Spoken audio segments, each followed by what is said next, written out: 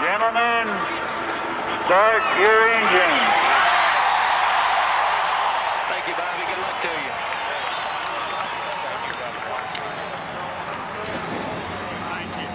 Thank you very much, Big.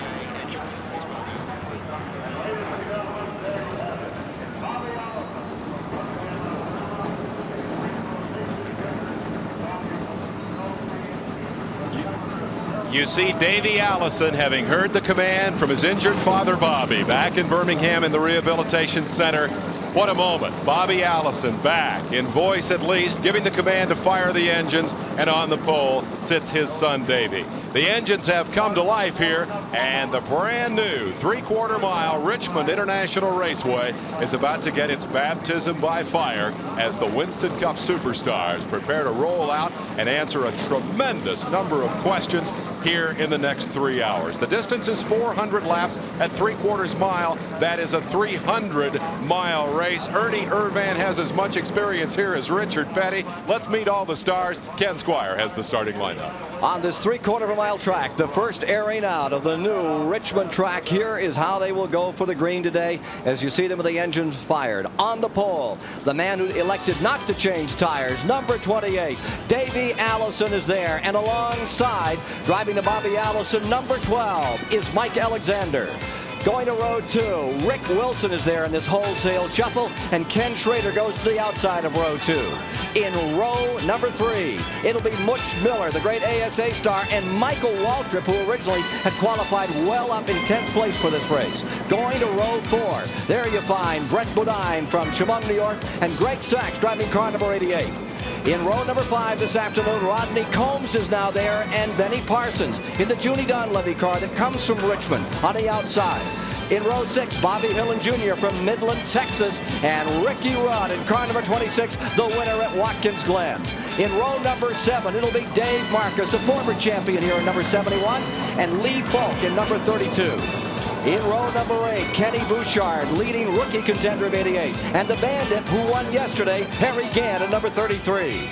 Row number 9 is Eddie Bierschwale out of Texas. And Bob Chat starts alongside at number 66. Going to row 10. Now moving back to row number 10, Dale Earnhardt is on the inside. And Awesome Bill Elliott in number 9 will be on the outside, 20th position. In the 11th row, Rusty Wallace is there. And beside him comes Texas Terry Labonte in the Junior Johnson Chevrolet.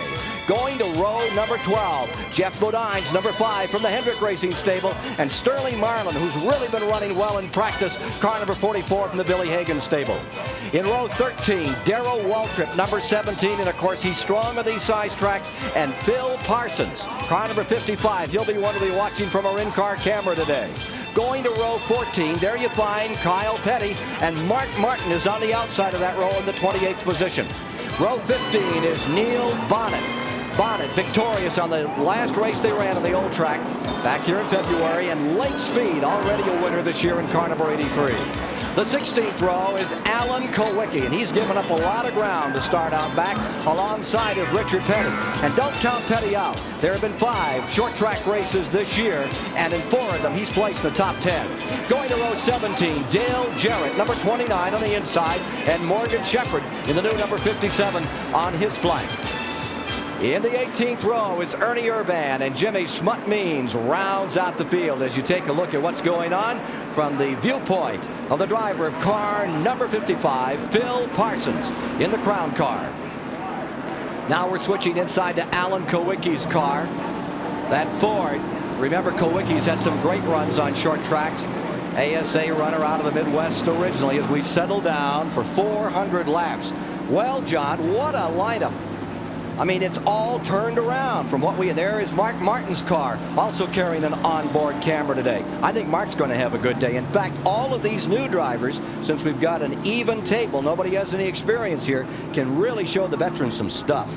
Well, I feel like the newcomers have a great chance, but my gut feeling is the veterans, the experience is always what makes it for them. Veterans are veterans, and this racetrack is a lot like Rockingham, a lot like Michigan. We know Bill Elliott runs great at Rockingham and Michigan. All these old-timers run great at those places. So I expect you watch this back group start coming up through the crowd pretty quick. Pace car comes down, and there's the fourth turn. That's the critical turn of this track. The paper the other day talked only about the wall, and they put 4 55-gallon drums down there full of water to try to relieve some of the impact if someone should get in. They are under green and going into turn number 1. 70 feet wide right there, back to 60. 60 most of the way around. 14-degree bank. Back into the back straightaway now. 860 feet long here, and Davey Allison sets the pace. We got a spinner. Richard Petty, Lake Speed get together in the back of the pack. Caution will come out as they complete lap number 1. Richard Petty continues, Lake Speed continues, but Lake hit the wall pretty strong. A slow car just botched everything back, and nobody had anywhere to go, and that's the problem. Big wreck in the front stretch. Bodine. Oh, no. And I think Wallace. Rusty Wallace. Man, what a heartbreak. Now, this is the kind of stuff. Tire off, rolling down into turn 1. Oh, man. Now, There you see it, rolling up toward the outside of turn 1. That was as the caution came out. Somebody got drop kicked. Looks like Wallace has torn a tire off. We'll be able to look at some footage and show you what happened in this melee at the beginning as they switched this field all around. Boy, what a start. You talk about points. Now, we went through all this. The second man, they changed. They went with the conservative way. Let's go with the Goodyear. They got back in the pack and get in a situation that's out of their control. And this is the kind of thing it can cost you a championship. You can see all the people, all the crews over the wall. He's going laps down now. They got a wrecker. They'll do everything they can to get this car back out, but he just can't do anything. Lake Speed coming down pit road. And so is Richard Petty, but the one in bad trouble is Lake Speed. I think his day is going to be short, too. You can see the front on that car. Now, the Petty car, number 43, as it pits, it's got some cosmetic damage up on the nose, but I don't think anything more severe. All right, let's take a look at what happened in turns 1 and 2. This is in turn 4 after. This is after, as they came down for caution. There you see the Wallace car with the left rear wheel already stripped off it and headed for the inside retainer. That came out after the flag. Let's go to Jerry Garrett. Well, we're down here in Lake Speed's pit right now, and they got all 4 corners on that accident, but the worst, of course, is the right front. There's some suspension damage under there. I don't know if they'll be able to fix this car enough to get it going again, but they're certainly going to try right now. The crew seems to be a little bit optimistic, but they've torn all kinds of sheet metal off the side of the car. You can see they're bringing tires and bits of wheel and suspension back over. I think they've got a real problem. A wholesale change of positions and a brand new track before the start has caused calamity in the first lap. We're back with you at the Richmond facility, and we're looking at what happened here just a moment ago on the very first lap. Here are the cars coming out of turn number 2. And here's the trouble begins. You see Lake Speed. They slowed down up in front, John. I think Lake jumped on the binders and Richard got into the side of it. I think that's exactly what happened. Some cars slowed in front, and it just everybody almost stopped, and it looked like Richard came in a little strong, and they got together. Here's Bob Varsher. Yes. In Jeff Bodine's pit, Waddell Wilson and the crew goes to work. A Winston Cup official has gone over to talk with Jeff, perhaps to get his view on what happened out there. As you can see, the big problem is the right-hand side. The bodywork has got to be torn up. They're using the air hammers to get some of the bodywork out of the way so that they can get a right front wheel to roll freely on that car. Let's go down to the pit center and to Dave Despain. We have an indication from an eyewitness that the trigger for the second half of that crash, that is the Bodine-Wallace episode, was when Bodine hit Wallace in the back after the yellow flag, or actually it would have been as they were coming to the yellow flag. Now remember the rule, when there's a crash on the backstretch, you race back around to the yellow. The yellow was being displayed there on the first lap, and apparently the incident involved Bodine and Wallace, the championship contender, definitely took a shot there to his championship hopes. Now, there's going to be a lot of work to do today behind the scenes. The guys in the pits are going to have their hands full, obviously fixing crashed race cars, but I think more importantly, picking the right tire combination. One of the things that we're certainly going to see during this yellow is a lot of tire switching. Remember that the guys who started on Hoosiers may have to switch back to Goodyears, and this gives them a great opportunity to do that right now. There is your pole sitter, Davey Allison, who opted for Hoosiers and stayed at the head of the field. There is Bodine, who by one eyewitness account caught Wallace in the back to trigger this big second half of this major pileup. for those guys behind the scenes today. Believe me, they're going to earn their money, and somebody in that contingent is also going to earn a very nice selection here of Mac tools. In the pit center, we're going to be keeping tabs all afternoon on the activity of the pit crews, the tire changers, the guys who do the work here, or perhaps in this case, the track cleanup crew, because it appears they may have a pretty full afternoon's work as well. We have Mac tools for whoever gets that behind-the-scenes award, and it's a pretty impressive set of more than $1,500 worth of Mac tools. We'll put 4 names in nomination during the course of the afternoon. After the event, we'll pick the Mac Tools behind-the-scenes award winner, and they're going to get a mighty hefty prize. Let's see if we can sort out further what has happened here early in the debut of this brand new racetrack. Let's go back topside to Ken Squire. Number 1, Davey Allison, who was in the lead, has pitted. And with Davey Allison pitting, he goes to the tail end of the field. Richard Petty and Jeff Bodine continue to do extensive work. They come in, they're trying not to go a lap down, work on the cars, and then get right back out here, skip onto the back of the field, not to go a lap down. Jerry Garrett is standing by with Lake Speed. One man who had a front row driver's seat, what happened up there, Lake Speed. Lake, from your view, what happened out there to trigger all this? The car got a little loose up in front of me a little bit, and then Richard Petty ran over me again for the 3rd time this season. That's about all there is to it. Can they fix your car? I don't know. It looked like I just saw him replacing a lower control arm, and I'm sure everything else in the front end's been up too. So we'll just get out there and limp around and try to do the best we can again. The Wins Kmart Delco battery cars running off a good practice. We felt like we had a good shot. We were trying to be conservative and change tires and get on the right brand to start the race because we thought we had a good chance. But we get run over again. Lake Speed, just one of a number of very frustrated drivers down here on pit road. Let's go down the pit road with Bob Varsha. Well, we're behind the wall where the Barry Dodson and the crew is working feverishly to get Rusty Wallace back into this race. The car is an absolute mangled mess. A big problem was dirt when he got down onto that soft new soil down on the infield here at Richmond. They got a dirt all up into the chassis and up into the exhaust. They had to use broomsticks to try to get all the dirt out of the exhaust. Rusty has fired up the engine and it does work. The question now is just whether they can get the bodywork fastened down to the satisfaction of the NASCAR inspectors and get him back into this race. A wild start here at the new Richmond International Raceway. Don't go away. It's going to be a long, exciting day. All right, the field under caution from an incident that happened at the very outset of the race in lap number 1. As they came to the line out of turn number 2, we had an incident and a second incident as they came to the caution flag. Let's go to Jerry Garrett for an update. Down here with Dale Inman and Richard Petty's pits, and Dale, Lake Speed tells us that they got together out there. What is Richard's version of what happened? Well, he said he went in between 2 cars, one come up and one come down. He was just caught there, and you know, we got against the wheel. We got against the wheel some, and of course the sheet metal tore off the right front. And until we run, I don't know how much it'll affect the car. Is Richard telling you anything on the radio about the car right now? No, it's hard to tell anything. You know, the steering wheel hadn't changed its position, so evidently it should be okay. But you know, the sheet metal damage, it won't hurt you that much on this track. But there's still a bunch of laps to go, and you hate to be where you're at with a car that's been pretty bad. Okay, a few questions remain down here in King Richard's pits. Up to you, Ken. Car number 27, Rusty Wallace, 8 laps down. Car number 5, Bodine, is now 3 laps down. Petty has been able to stay in the lead lap. Let's go to Bob Varsha. Raymond Beadle owns the car that Rusty Wallace is driving out there. Raymond, what was Rusty able to say about that accident? Well, we made it through the caution. We'd slowed down. One car kind of pulled down, and Bodine just ran all over him. Bodine was trying to pass 2 cars there, and I don't know what his problem was. Evidently, he can't see. What's the extent of the damage to the car? Is Rusty saying he can drive it in that condition? Well, we're checking it out right now. We came in and changed some wheels and cut all the stuff off. I mean, I think we can finish the race, but it's not going to be like it was. Let's get back upstairs now to Ken Squire. Jeff Bodine is back on pit road. There you see Rusty Wallace, who has come back on the track and is shown as 8 laps down as the pace car has come in, and we're ready to go racing once again with 12 of 400 laps complete.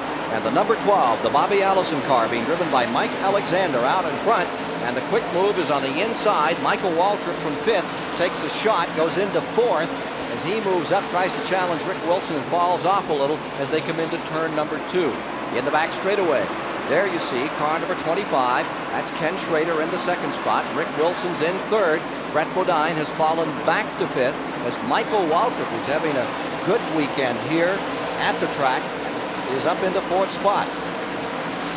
Car number 88, Greg Sachs, is taken over in 6th. Butch Miller is in 7th. Rodney Combs in 8th. A little further back here we see Ricky Rudd in 9th, and Lee Falk is running in 10th position. For the moment, Mike Alexander is drawing away. Alexander will have a regular ride for the Stavola brothers all of next year.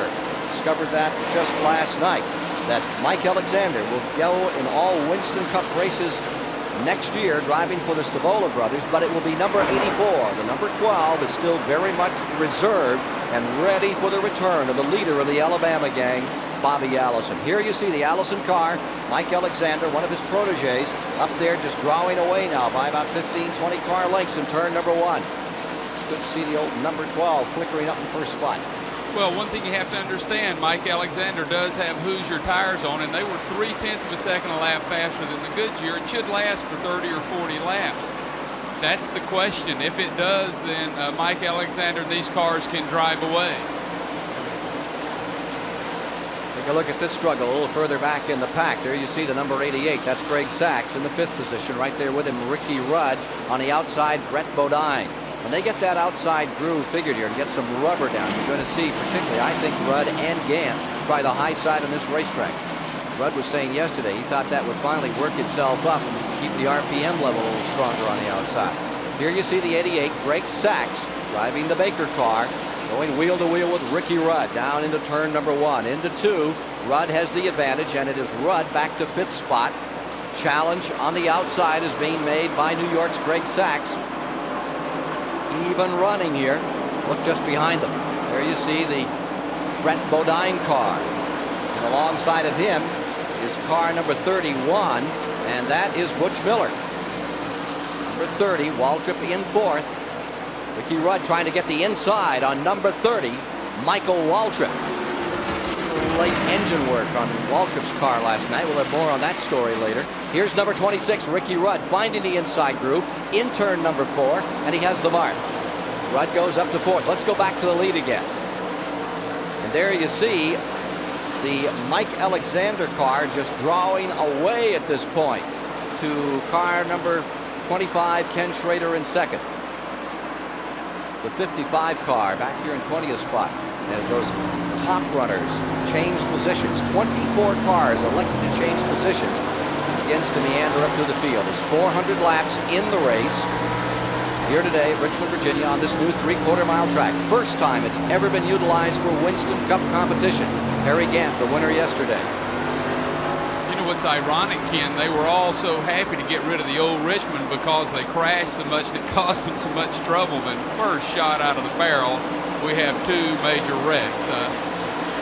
But it appears to me that Mike Alexander in his sportsman race yesterday, and he ran real well, learned an awful lot about this racetrack and has found that groove and is really making time. And if those tires hold, then he's going to lap him a bunch of cars early. 23 laps complete. You see the green car just going into 3rd spot. Down to the bottom, Ricky Rudd going into 2nd spot. There's a lap car just in front of him. That's Morgan Shepherd's car, which is a lap down. So Ricky Rudd is now moving into 2nd spot. That'll move Ken Schrader back to 3rd. Rick Wilson stays in 4th. And a surprise, Butch Miller is having a tremendous run. The Coopersville, Michigan campaigner currently leading. The ASA is in 5th. Alan Kowicki in heavy traffic down here now. See Dave Marcus is number 71 and Darrell Waltrip right there beside him, way back in the field. That's back in the 20th position. 21st position is where Kowicki is deployed as he tries to work up through the field. You can see how smooth the racetrack is. Everyone said it was just a beautiful, smooth racetrack. Things are just working so well for all the cars. They're not going sideways. Look at Alan Kowicki, just a day in the park. You know, it looks like he's going down Interstate 70. Car number 31 has just picked up another spot. Butch Miller has moved into 4th. Rick Wilson falling to 5th. There's what it looks like from outside, back in that 20th position battle with Waltrip there, Alan Kowicki, Davey Allison, who pitted early in the going, gave up his lead. Remember, he was right up in the front when we began this function today. Davey Allison sitting on the pole. Car number 12, Mike Alexander, out in front as you take a look back to Richard second place. Petty has hit the wall in the third and fourth turn. And you see him falling off. Caution is out. In that 14-degree bank, falling off down into the third groove up, 70 feet wide, and it looks like the end of the day on Petty, or they may get him back laps down. Could be repaired. Certainly busted up the right front. Richard Petty in serious trouble with car number 43, brings out the second caution flag of the day. Oh, that's unfortunate for Petty, a 13-time winner here, as they come to the 28th lap was when the caution flag fell. So with the second caution out, Mike Alexander's big lead is eroded, and he's going to pit along with the rest of the leaders. We'll be back to Richmond in a moment. So at the 31 lap mark, Butch Miller is now the new leader after several of the front runners pulled onto pit road. Dale Earnhardt has come to second, Bobby Hillin to third, Bill Elliott to fourth, Sterling Marlin to fifth, Terry Labonte to sixth, Neil Bondit in seventh, Darrell Waltrip is eighth, Alan Kowicki up to ninth, and Phil Parsons into 10th. Let's take a look again, John Hayes, at that incident after the caution flag down here going into turn number 1. The incident that started it was Petty and Speed, and the caution was out, and here was the field coming down, getting the yellow flag. You'll see the number 27 car of Wallace careening off the track into the wall, and there you see the number 5 car, Bodine, spinning amidst the cars as they were coming to the line. I think what you see is an enormous wad of cars there, and someone makes an erratic move, tries to pick up 3 or 4 spots, and boom, you have that problem. And bang, Wallace's points hope look a little desperate here as his car is being rolled back. Wallace came into today's race trailing Elliott by 26 points, and that car is going back to the garage area now. We'll get a report from Rusty Wallace and the crew, Raymond Beadle, as soon as we can. Let's go to Dave Despain. We are still under caution, second one of the day. David? We have a quote from Rusty Wallace, and that quote is, quote, "Jeff Bodine had brain fade," unquote. Wallace has accused Bodine of hitting him in the back as they turned for the yellow flag, spinning him out and crashing him. Timing is everything here. Mac Tool's behind-the-scenes nominee was going to be Rusty Wallace's team. I don't think we can do that. They got him back out on the racetrack. Unfortunately, they couldn't get the car fixed. And so as a result, Rusty Wallace's hopes for the championship have taken a bad blow here this afternoon. At the STP Pit Communication Center, we show Miller, Earnhardt, Hillin, and Elliott as the leaders. Now keep in mind that Earnhardt and Elliott switched tires, went to the back of the field, gambled that they could work their way through traffic. With all the melee here in the early laps, they've gotten a lot of help in doing that, and now their rival for the championship is, at least for the moment, out of the race. Earnhardt, remember, is third in the points. Elliott is the leader. Wallace was in between them, and we're about ready to get back to green, so let's go to Ken Squire. Pace car is in, and Coopersville, Michigan, Butch Miller driving for Bob Clark out of Crossville, Tennessee, at number 31. The 1987 ASA champion comes to the line. Dale Earnhardt trailing him. Car has really had a change of drivers this year. Brad Teague started, Joe Ruttman came in, now Miller at the controls, and here's a move on the inside by Kyle Petty trying to get a lap back instantaneously off the line. He's down there, Kyle moving to get that lap back, and Earnhardt coming with him. Earnhardt, who went all the way to the rear, giving himself an opportunity. No, Earnhardt elected to stay on his tires, didn't he? Yeah, he did stay on his tires. No, Earnhardt did switch to Goodyear tires, but he did stay out on this caution and did not come back in for a pit stop now, and that put him back up front. So here he is in second spot, and a lap car between Earnhardt and Butch Miller, the leader. Dale Earnhardt. Oh, here's Bodine getting tapped. I think Bobby Shatta, number 66. No, it was Morgan Shepherd's 57 that just tapped him up in turn number 3. Got him a little sideways. I think you notice already we're getting double wide racing, really good racing. The new racetrack is something. Kyle Petty slowed dramatically back there. Cars are going everywhere. The cars are so close now, and we're running too wide, and that's why everybody's bumping and banging, trying to force their way back to the front. Butch Miller stays in front. Here is Dale Earnhardt in second, Bill Elliott in the third spot, and here's Elliott really charging now as he pulls up into that third position. Made a nice inside shot on Kyle Petty after he got loose out of turn number 2. They really haven't got this track figured out yet. Let's go to Jerry Garrett. We're down here with Richard Petty, and Richard, was the second accident related to the first one? I don't know. I think that's what happened is that, I got in that deal to begin with, and then we didn't change the tires, and undoubtedly what it done, it cut the tire down, and then, then it finally blew out. It didn't really blow out. What happened went in the corner, wasn't no air in the thing. So it was my fault. We should have changed the tires. Bad crash in the back straightaway, out of 2. A bad crash, and Harry Gant's car has been wrapped up along with 52. Harry Gant's car on fire up in turn number 3, trying to come into the pits. Gant's number 33 coming to a halt. The fire blew out. The car looked terrible at one time. The gasoline was coming on the headers, but the car kept moving, and Harry is crawling out of the car, seems to be fine. Ernie Urban's car number 2 is pressed up against the wall on the outside. Jimmy Means' car was also involved, and Harry Gant takes a terrible blow. The winner yesterday here in the Grand National race in car number 7, the Whitaker car. Jimmy Means' car already onto pit road after it spun. Pace car has the field in tow. Butch Miller continues to lead, and I believe it's the first time that Miller has had the opportunity to be out in front in a Winston Cup race. 23rd at Darlington, 17th at Bristol. This is his size racetrack. Let's see what he'll do with it. Now look at the number 33. Let's see what happened out here in turn number 2.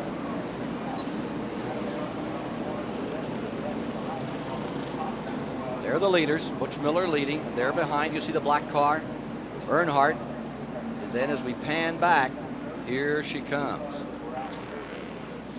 Jimmy Means spinning. Ernie Urban is headed for the wall to try to avoid him. Harry Gant gets trapped.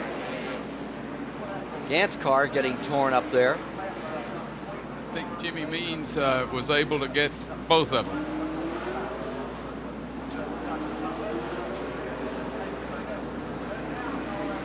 And it was at about that moment that car number 33 really erupted in flame. Now 52 has been in the pits, Jimmy Means, and come back out again. Let's check on Harry Gant right now. We're down here with Harry Gant. The obvious question, Harry, what happened? Well, the 52 and another car got together, and 52 kept spinning back and forth, and I thought I had him missed, but he come up and tracked into me. You got a sore left leg already to hit that side of the car. Did you hurt yourself? Oh, no. It saved me out of the race.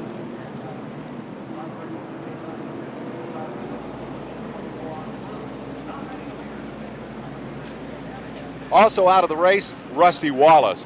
Tremendous damage to his championship hopes here, not to mention the race car. Rusty, from your viewpoint, what happened on the front straightaway as you came for the yellow flag? Straightaway, and the caution flag came out. When the caution flag came out, we all slowed. And we slowed, I guess, either Jeff couldn't get on the brake or the throttle stuck or something like that. And he drove over the back of the car, down the roof, down the hood. Just literally drove right over top of the car. And when he did that, it hurt the car so bad that it blocked the fuel, the oil, the jammed mud up in the tailpipe from the car spin, and the car spun backwards and had a big problem with it. So, I don't know. It looks like the championship's going to be a tough one right now. And yeah, it was terrible, I'll tell you. You were able to get the car back out there with some quick work on the part of the crew. What was the terminal problem? Well, what happened after the car spun and it got all the mud jammed up in the tailpipe, it must have been a connecting rod or something, because the engine never did run right after all that big wreck. And after that, it finally just blew up. It started losing pressure, and it started hammering a lot. And you could tell the engine was getting ready to blow and start smoking real bad. You were one of the first to test this new racetrack. You said we were going to see great racing here. We've seen demolition and destruction. Is this the future of Richmond? What's going on out there? I don't really know yet. The situation out there right now, the track is in very, very slick condition. There's a lot of tire rubber buildup from the race before. They didn't get it scraped up from the night before. We're going to have to see how it turns out. Obviously, it wasn't good for me. The tire war is a big problem. It's an everlasting thing, and it's really hurt our. If we lose a championship, it'll be because of the tires probably. Goodyear's got a good tire. Hoosier had a tire that ran real fast, but it blistered. It forced everybody to go to the Goodyear to start the race. It forced the good cars to go behind a bunch of not-so-good cars, and the not-so-good cars is what got me in a wreck. What's the solution to the tire problem, the tire war? How do we end it, or should we end it? I think we just all need to run Goodyears, and I don't know. I can't hardly say that. It seems like the Goodyear is a safe tire. We run fast with the Hoosiers, but we seem to have a problem with them living. But Goodyear seems to be a good tire all the way around. There are 8 races to go. You're just back there with Earnhardt now. If Bill has bad luck, you're right back in it. Hang in there, okay? Okay, thank you very much. That's Rusty Wallace. Let's go back to Ken Squire. 8 races to go this season. Let's hope things come around a bit for Rusty Wallace, who's certainly been on his uppers from Bristol on. Butch Miller continuing to lead. Dale Earnhardt in second. Bill Elliott is third. Sterling Marlin fourth. Bobby Hill in fifth. Terry Labonte in sixth. Phil Parsons in seventh here at the Richmond Fairgrounds, where it's wild and woolly thus far. The wild and woolly Richmond 400 coming to you live on Turner Broadcasting today, and a bit of a surprise in our True Value Hard Charger running thus far. Mike Alexander sort of inherited the lead early on and then showed he knew what to do with it, ran away with those early laps, put himself at the top of the Hard Charger leaderboard here, at least in the early going. Remains to be seen. A lot of laps left to build up points for that $1,500 award from the True Value Hardware people. Now here at Richmond, after all the years that the U.S. Air Force Reserve has been a supporter of championship caliber racing, I think it's appropriate that they came on board to be part of our show here today and to present their own special award. And for that, let's go to Colonel Jim Pierce. To present today's special award is the commander of the 459th Air Force Reserve Military Airlift Wing at Andrews Air Force Base, Maryland, Colonel Larry Bates. Thank you, Jim. Paul, on behalf of your avid race car fans here in the Richmond area, and there are many, many of them, most of them come here that are members of the Air Force Reserve 459th Military Airlift Wing. They know what teamwork and dedication is all about, as your team does also. In appreciation for all you've done, and on behalf of thousands of Air Force reservists around the country, we salute you and present you with this award. The Commander's Performance Award to Paul Sawyer, President, Richmond Fairground Raceway, 11 September 1988. Thank you, Colonel. Congratulations. Thank you, sir. Sawyer. Paul Sawyer, 72 years of age. Spent $4 million.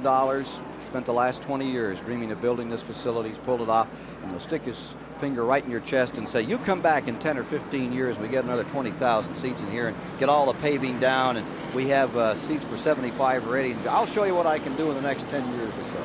What a spirit that man has. Here we are, ready for a restarting. Car number 31, Butch Miller, the surprise out here in the Bob Clark car, coming to the line, leading Dale Earnhardt in second, Bill Elliott in third, Sterling Marlin in fourth, and the Junior Johnson car, Terry Labonte, is in fifth spot, back to turn number one, up on the 14-degree banky, into that back straightaway. It's plenty flat, just about 2 degrees back there.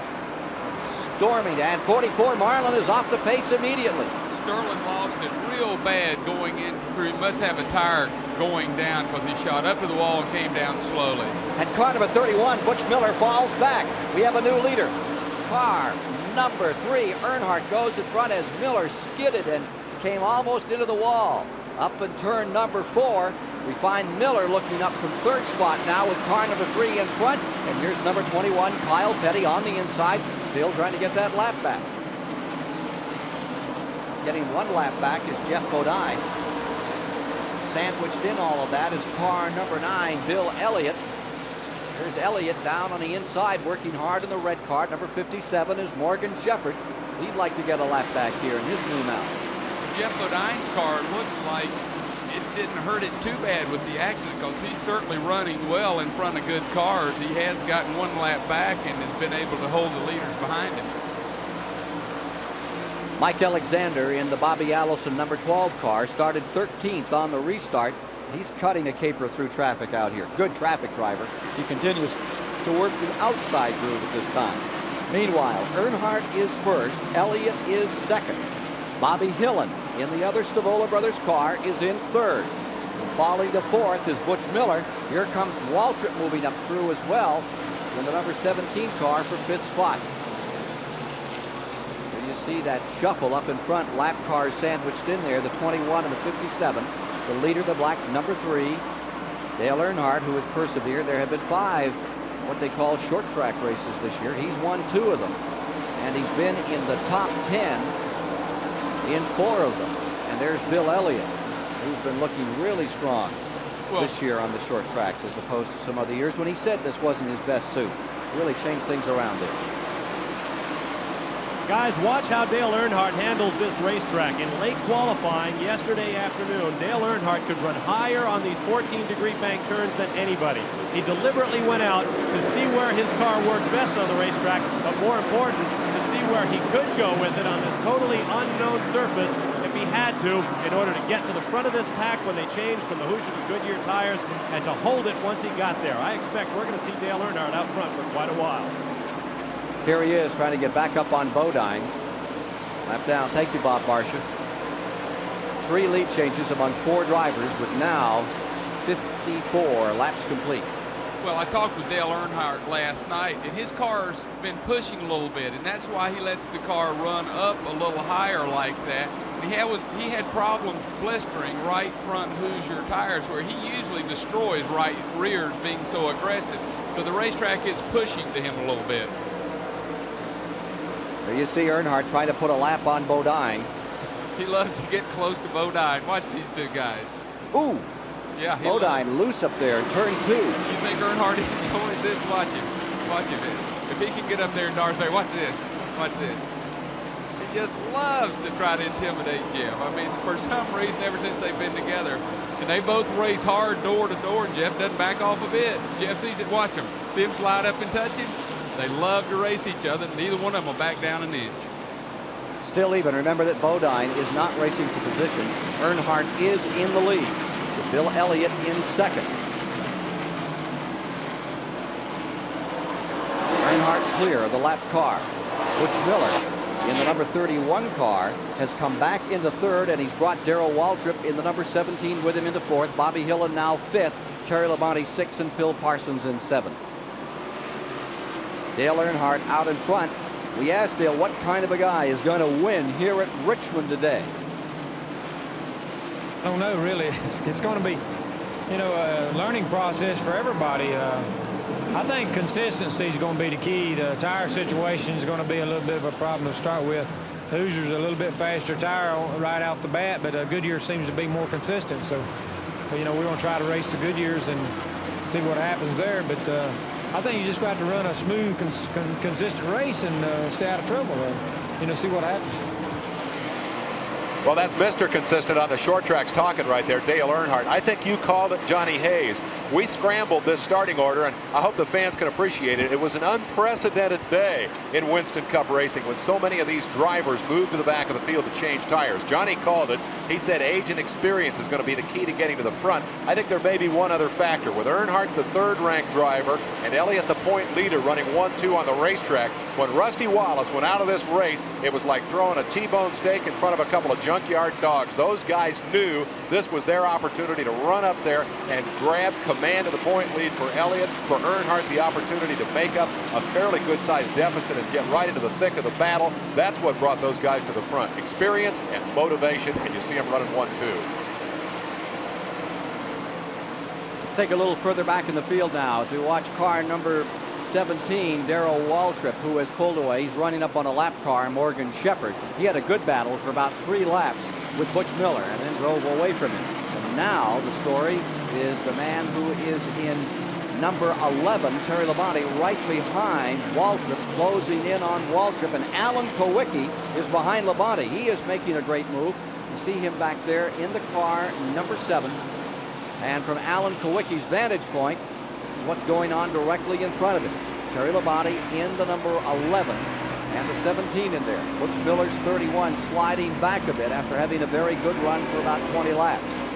Alan Kowicki coming down the main straightaway before 53,000 fans, sold out for a month here in Richmond on this new track. Here's Kowicki diving in low, taking the Ford underneath the Chevrolet as he's trying to pick off 4th position. Going into turn 3. Labonte trying to protect the inside. There's that 4th turn wall they are all so worried about. He just stares at it. Somebody just touched the last lap at 113 miles an hour. And here comes Kowicki again on the inside. This struggle going on for the 4th position in the race. That's what it looks like from the exterior, and from the interior of Alan Kowicki's Xerox car, you see him making another press down across the start-finish line under the flag stand. into turn 1 around the lap car. Kyle Petty really dropping off down here. Here's turn 2. That seems to be where the Ford is tracking. You can see the Chevrolet a little loose up on the outside. Well, the Ford works real good in a certain RPM range. You know, like from 6,000 to 7,000, the Ford pulls real good. And they feel like that's going to be an advantage at this racetrack because of most times spent in that range. But Alan Kowicki is a smooth race car driver. He's a very intelligent race car driver.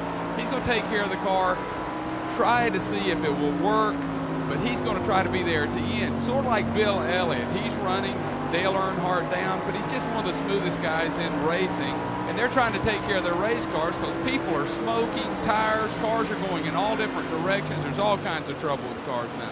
66 laps complete, and there is car number 7 on the inside. Kowicki's Ford up against the Junior Johnson Chevrolet in the back straightaway. Even down into turn number 3. Let's see who gives here. Head on toward that wall, that one they don't like. Entering turn number 4, Alan Kowicki has the line, but that Chevrolet is the RPM build up on the outside. Kowicki perseveres. Alan Kowicki in car number 7 taking over in 4th. Bobby Hillen is pitting. Ken Schrader is pitting. Car number 32, Lee Falk, is in. That car that we thought was off the pace was not the Kyle Petty car, but the Eddie Veerswale car. Back to the leader. Here's Alan Kowicki in the Xerox car, and there you see Dale Earnhardt in front. Guess who's in second? Yes, this is perfect, and Bill's not going to press the issue until he finds out that his car is far superior. Everyone says this racetrack, because of the rubber buildup, will get looser and looser, and then that's when Bill has it figured out. He'll try to go by if Earnhardt starts sliding sideways. How about this for irony? Who would have thought 2 years ago that you'd see Bill Elliott, the king of the super speedways, but lost on the short tracks, running down Dale Earnhardt, the king of the short tracks, on a 3/4 mile oval. On my Timex speed track, I just caught Elliott on a lap at 23:59. He is catching Earnhardt.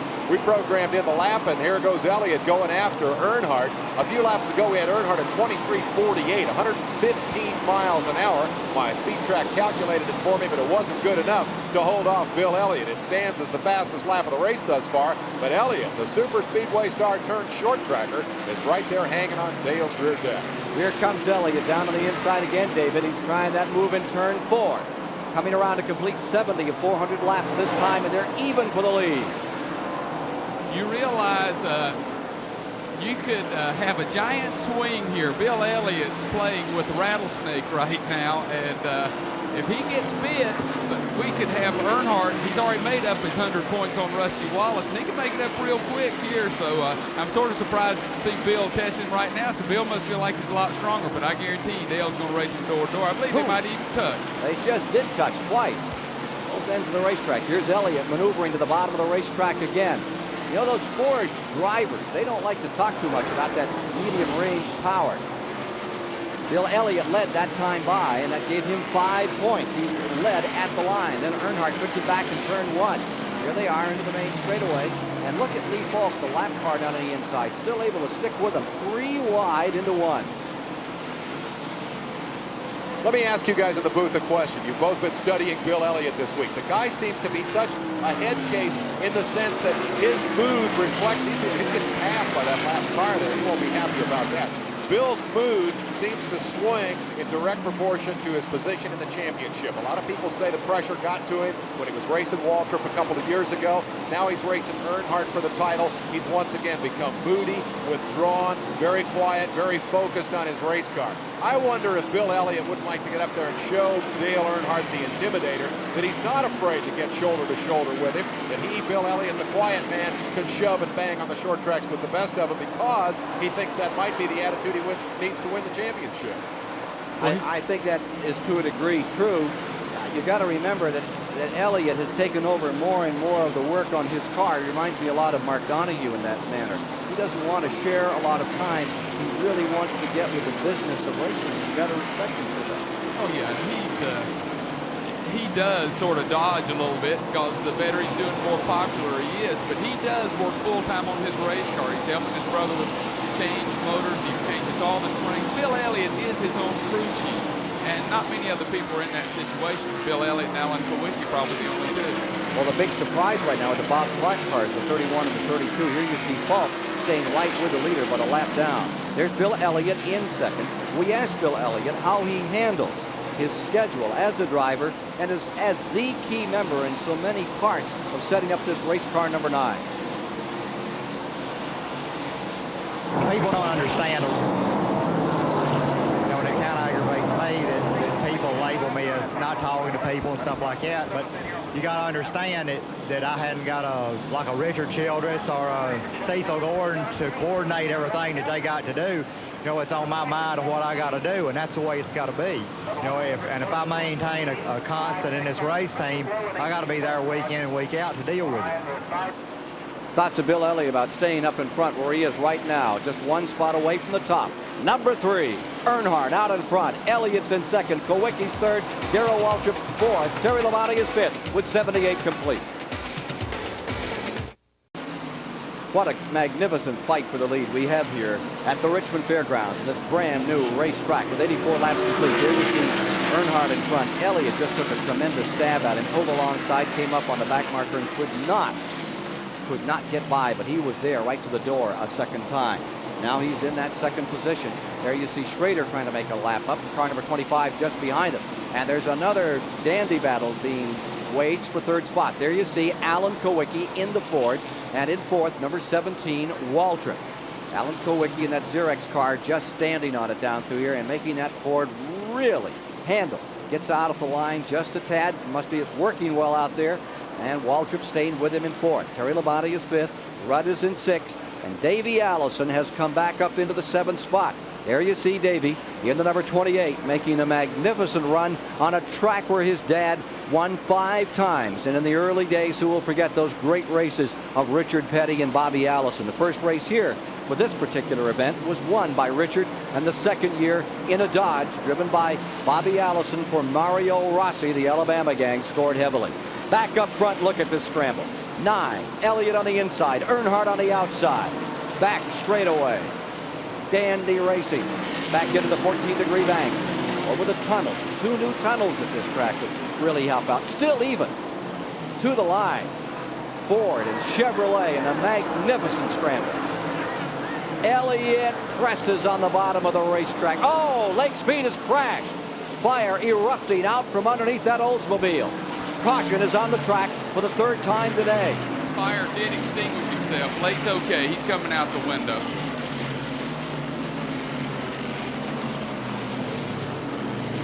Lake Speed involved in the first incident of the day with Richard Petty.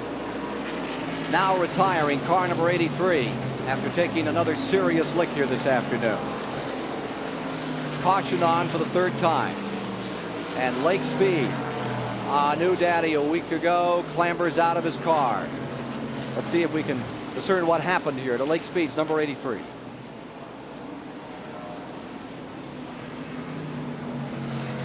He's already tapped the wall.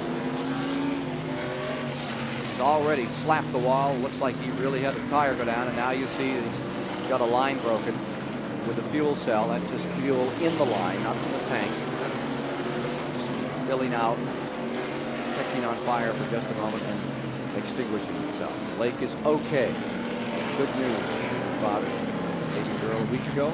Yes, Reese's Speed. She's still producing beautiful babies, taking care of her man Blake. He'll be glad to get home. Now here's your leader, Dale Earnhardt, or who was the leader, or was sharing the lead. I want you to watch this pit crew. This is the all-pro pit crew. Almost every guy you see with the first team all-pro, they knock it out each week. 11-second, 2 tire stops. It's they will beat your brains out in the pits, and they're a beauty to watch. Let's go to Jerry Garrett. Well, we've been wondering, Ken, all day about what's the payoff on the tire story. Were the Hoosiers really just a gumball that would wear out really quick on this track, or were they being hit with a bum wrap? Well, here is the tires that just came off the car. Butch Miller, as far as we can tell down here, he was the last one to go from Hoosiers to Goodyear, and these things are ribbons.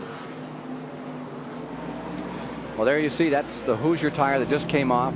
Goodyear going on for Butch Miller. We'll be back to more of the action from the Richmond Fairgrounds in a moment.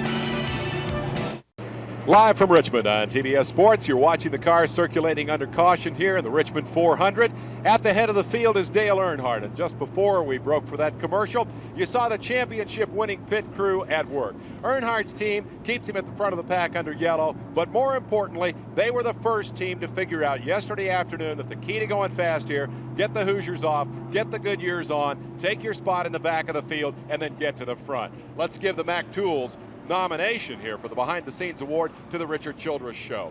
Now, follow me over here. As we watch, we've got Darrell Waltrip, Terry Labonte, Alan Kulwicki, and Ricky Rudd. When they came in that order, we'll see how the yellow has scrambled them. But more importantly, 53,000 people are watching this action, these drivers and crews at work, more than have ever jammed the Richmond Fairgrounds. To find out how they like what they've seen thus far, let's go up and join a member of our staff, Susie Runyon, and get some fan reactions. Susie? Thank you very much. You know, I've been out here with over the 53,000 fans that are sitting with me, and right beside me are John and Linda, and they're from Virginia Beach, Virginia. Now, John, you've been here a couple times before. How do you like the new look of the track? I love the track. It's, well, not only is it faster, but the cars are racing 2 and 3 side by side continuously around the track. So it's been more than just exciting. Well, now, Linda over there, they're married, but they do have their disagreements. Why don't you tell us a little bit about that? We have night and day and night. A nice guy and a not so. No, I mean, you know, about your racers. You're with Rusty Wallace, and he goes with someone else. It's day and night, darling. All right, thank you all very much, and I want to send it right back up to Ken. Ken? Thank you very much, Susan. I think that was an Earnhardt fan there, that gentleman. And I got a feeling Earnhardt shirt, Earnhardt hat. His wife was a Wallace fan, and I've got a gut feeling that the Wallace probably controls that family. What about you? I don't want to get in that one. We have better than 93 laps now complete. Part of the 53,000 out here today. Let's go to Bob Barcia. Well, gentlemen, one of the interesting things about Earnhardt's pit stop were the tires. When they came off the car, the Goodyears looked absolutely superior. Not a mark on them. Just a few pits away, Kenny Schrader took off his Hoosiers, and they were as badly blistered as the tires Jerry Garrett showed us a little while ago. So it looks like the gamble is paying off for the teams that decided to take off the Hoosiers, put on the Goodyears, go to the back of the pack. And I notice over by Kenny Schrader's pit wall, there's a set of Goodyears ready to go on the next time he gets in as well. 96 laps complete, 18 cars remain in the lead lap with Earnhardt and Waltrip first and second, Terry Labonte third, Alan Kulwicki fourth, Ricky Rudd fifth, Bill Elliott sixth, Davey Allison is in seventh in car number 28, and the number 12 car, the Bobby Allison car with Mike Alexander, is in eighth. Mark Martin is in ninth, and 10th is Phil Parsons. We have hashed around this tire issue pretty thoroughly here in terms of switching from Hoosier to Goodyear. Now virtually the entire field is Goodyear shod for the reasons that we've seen. I think the next question that our pit reporters are going to want to explore, will there be enough Goodyear tires to go around? Last time out at Darlington, we saw a wholesale shuffle on pit road. Every car that dropped out of the race, the crews rushed down and ran up the price bidding to buy those tires. When we talked to the Goodyear people before the race, we asked the question, do you have enough tires if everybody in the field switches to Goodyears? And they nodded and said, yes, we may have enough tires. So I think that's one we're going to want to check out too. That is certainly going to be key to the rest of this race. The wholesale change we've seen to the Goodyear tire of recent, and particularly the kind of wear that we're seeing on those Goodyears. Earnhardt had that one figured right, John Hayes. Well, yeah, but I want to be fair to Mr. Newton and Hoosier and to Goodyear. This is a tire fight, and each week you roll the dice, and sometime you come up a little short. Mr. Newton built a softer compound, a little wider tire. He's running on new pavement, which overheated the tires a little more than he anticipated. There you see Lake Speed's tire off. I believe that was a Goodyear, but I believe he punctured something on that, the way it rocketed up into the wall. Yeah, he crashed. I'd like to say hello to Bobby Allison. 53,000 people standing and applauding when Bobby started the race here today. If you're just joining us, the race was started from Birmingham, Alabama by the leader of the Alabama gang, Bobby Allison, whose son Davey sat on the pole and currently rides in 7th position after he made a tire change. And of course, Richmond and Allison are almost synonymous. Richmond, Allison versus Petty in those grand days from the past. Those were some of the when you look at the records, there's 5 wins in this race by Bobby Allison, 6 by Richard Petty, and so many great memories of the tremendous battles that pair had on this facility. Well, It was the hottest thing I've ever seen. He made me cry because I hadn't heard his voice, and I heard all kind of rumors, and I love Bobby Allison. He's been one of my heroes, and he's a class act gentleman, and God, it was good to hear his voice. Indeed it was. One more element in that tire story from our in-car camera. You get a nice look at the sunny day here at Richmond. It's real warm down here. And in terms of tires, let's keep in mind that when Hoosier came here and tested, it was a cool, cloudy day. When Goodyear came here and tested, it was in the middle of that scorching heat wave that prevailed much of the summer here in Richmond. In short, Goodyear tested in conditions very similar to those under which we are racing here this afternoon with one lap back to green. Hoosier came here and tested when it was cool and cloudy, had to roll the dice, had to estimate how soft to make the tires. They overestimated. They made them too soft as Richard Petty takes a stroll down pit road. That tire testing issue may be the background of the story of how we got to where we are today. Richard Petty with his favorite girlfriend right there, the numero uno, Linda Petty. What a story she is. She's hero stuff to put up with all those Petties, and most of all his son like Kyle. Good Lord, I'm telling you, she's a strong woman. A great lady. We love her. Here we are, ready for a restart with 97 laps being shown complete as we come out of the green, and from Alan Kowicki's car, number 7 running in 4th, will follow them to the flag and get them back underway. 99 complete for Tellin. We have no scoreboard, and our folks up here doing a grand job of keeping us up to date on the laps as we watch the field snarl down into turn number 1 and watch as Dale Earnhardt jumps out in front. Darrell Waltrip in second, number 11 Terry Labonte third, and you're riding in the Xerox car in 4th spot, Alan Kowicki. Back with the leader, and look at Schrader in the number 25 car trying to get that lap back. Well, you see Schrader's on his Goodyears now, and everything's equal. This is drivers and cars, and this will be a good show for Kenny Schrader because he's had a great year. He's sitting up there 4th in the points and just running smarter and better every race. He matures every race, and he's a kid that's going to make it big in this sport in a long time. Alan Kowicki is running about 15 car lengths back from the front 3. There you see the number 11. That's the Terry Labonte car. Let's take a look at this 6th place battle a little further back. You see Ricky Rudd's car right in the middle of it. Davey Allison in there with him. 26, that's the battle for 5th. Rudd is there in the green car, and there's Davey Allison right behind him in number 28. And Mark Martin is there. Bill Elliott's in there as well. Bill Elliott deployed 7th, and Mark right behind him. Now you're riding in the Strollite car with Mark Martin, master of tracks up to a mile. Let's see what he's going to do with this one today. Look at those cars sashay as they come off those corners. Ken, I keep watching this race in total disbelief. Nobody can pull off. We're racing in bunches. Normally, in these kind of racetracks, a good car will hit a setup and just drive off and leave. And I'll tell you, we'll run 30 or 40 laps, and they're still bunched like that. And that's why we're having the banging and the cars going sideways. They're having to drive every single lap like it was the last lap. That 31 car went a couple of laps down Butch Miller when they came in for a tire change when they went from Hoosiers to Goodyear. And there you see the green car, number 26, Rudd in 5th. Followed right there, Davey Allison in the hunt in that 6th position. Bill Elliott in 7th, and Mark Martin is in 8th, with Mike Alexander in the 12 car in 9th, Phil Parsons in 10th, and Greg Sachs in 11th. Putting a lap on number 31 is Elliott.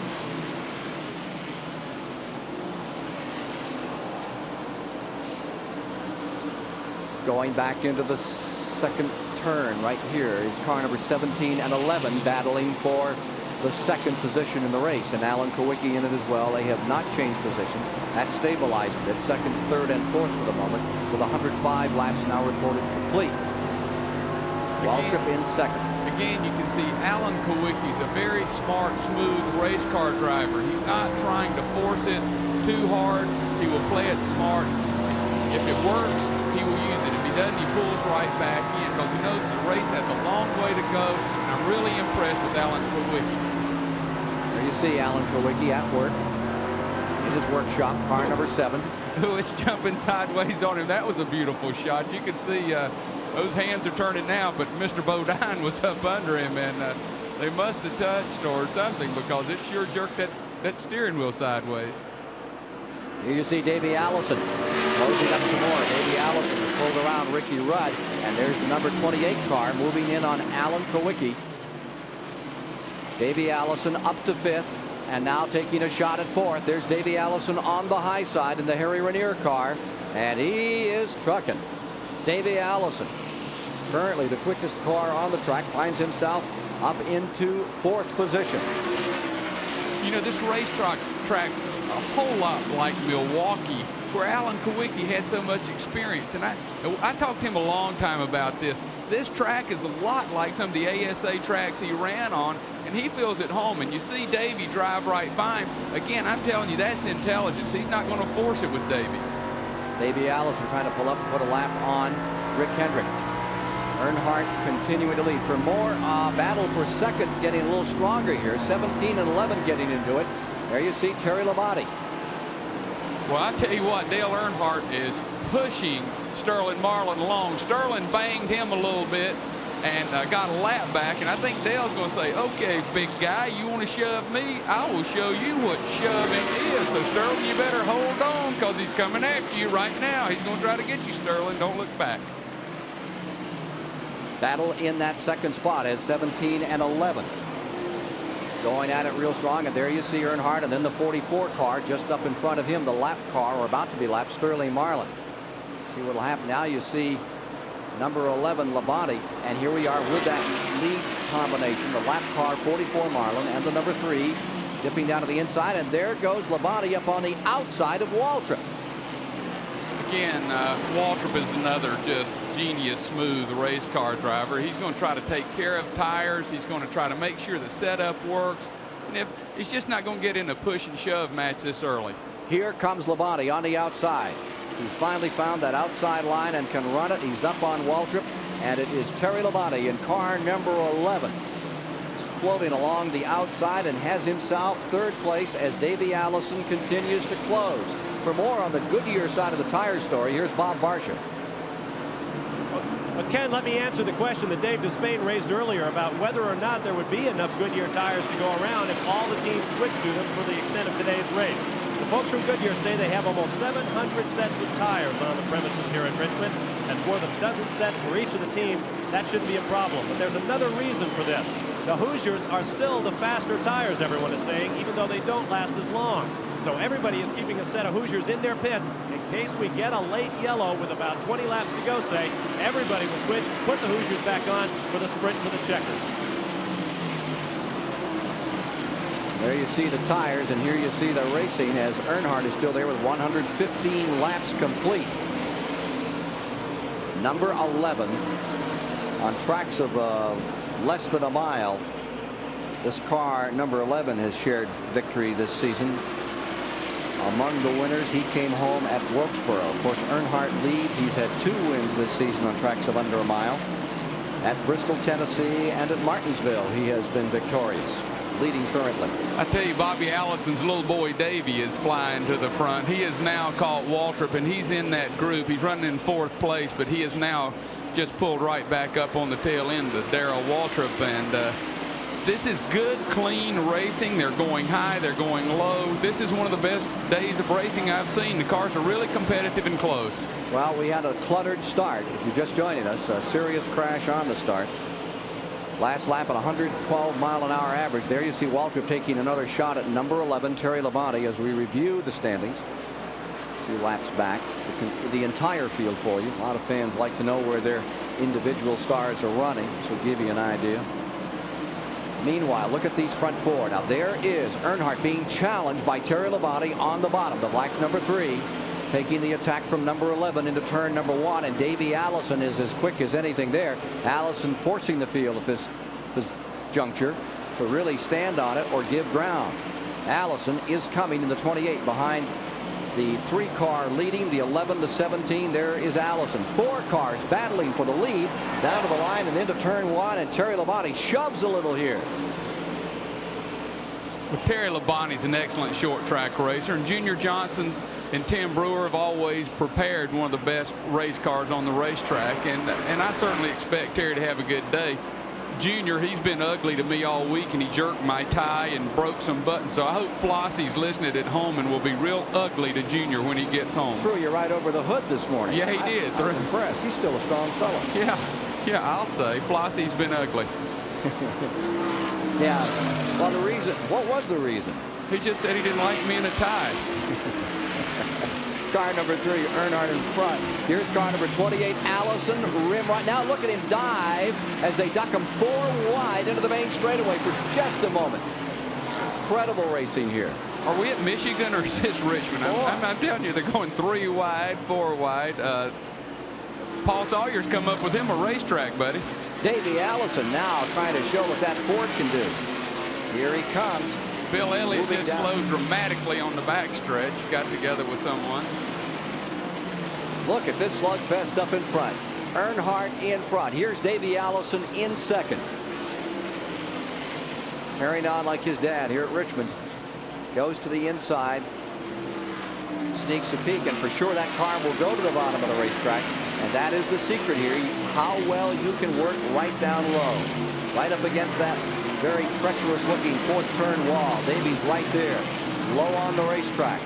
Here he is back into turn number 1. You know, the thing that impresses me is that this looks so much like a super speedway. Not only in terms of the shape of the track, it's a D like Daytona, Talladega. Not only because of the banking, which is certainly more pronounced than it was here a year ago. Here's Allison caught behind the slower Eddie Bierschwell, and that's going to let Earnhardt squirt back out in front. But the style of driving, remember the old Richmond? It was perfectly flat. You ran hard down the straightaway, and then you jammed on the brakes, ducked down to the inside, had to cover the bottom of the racetrack. There was no room to move up top. This is totally different competition. The track is only a quarter mile longer, but with the speeds that they're running here, they're running over 120 miles an hour out there in qualifying, racing at about 117. Allison racing faster as he works the inside of Earnhardt. But this really does look like the best possible combination of short track and super speedway. And you called it, Johnny. Paul Sawyer has just conceived a bit of genius here. This is a great racetrack. 126 laps complete as Davey Allison in the last 3 laps has just driven magnificently on the bottom, and he is pulled by Dale Earnhardt. And here comes Waltrip as the front 4 continue to be gathered up with Ricky Rudd back there in 5th. Alan Kulwicki in the 6th position. Currently in 7th is Mark Martin. Bill Elliott struggling a bit at this point in the race in 9th, and up to 10th is moved Phil Parsons, with 10th Greg Sachs, and 11th belonging to Brett Bodine.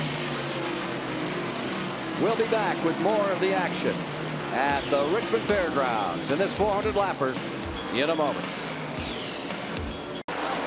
We're back with you once again at the Richmond Fairgrounds with 132 laps complete. Davey Allison out in front, just whomping on everybody here, putting a lap on car number 44, Sterling Marlin. The real battle is for second place. There you see Darrell Waltrip in the 17, and following him comes car number 11, Terry Labonte.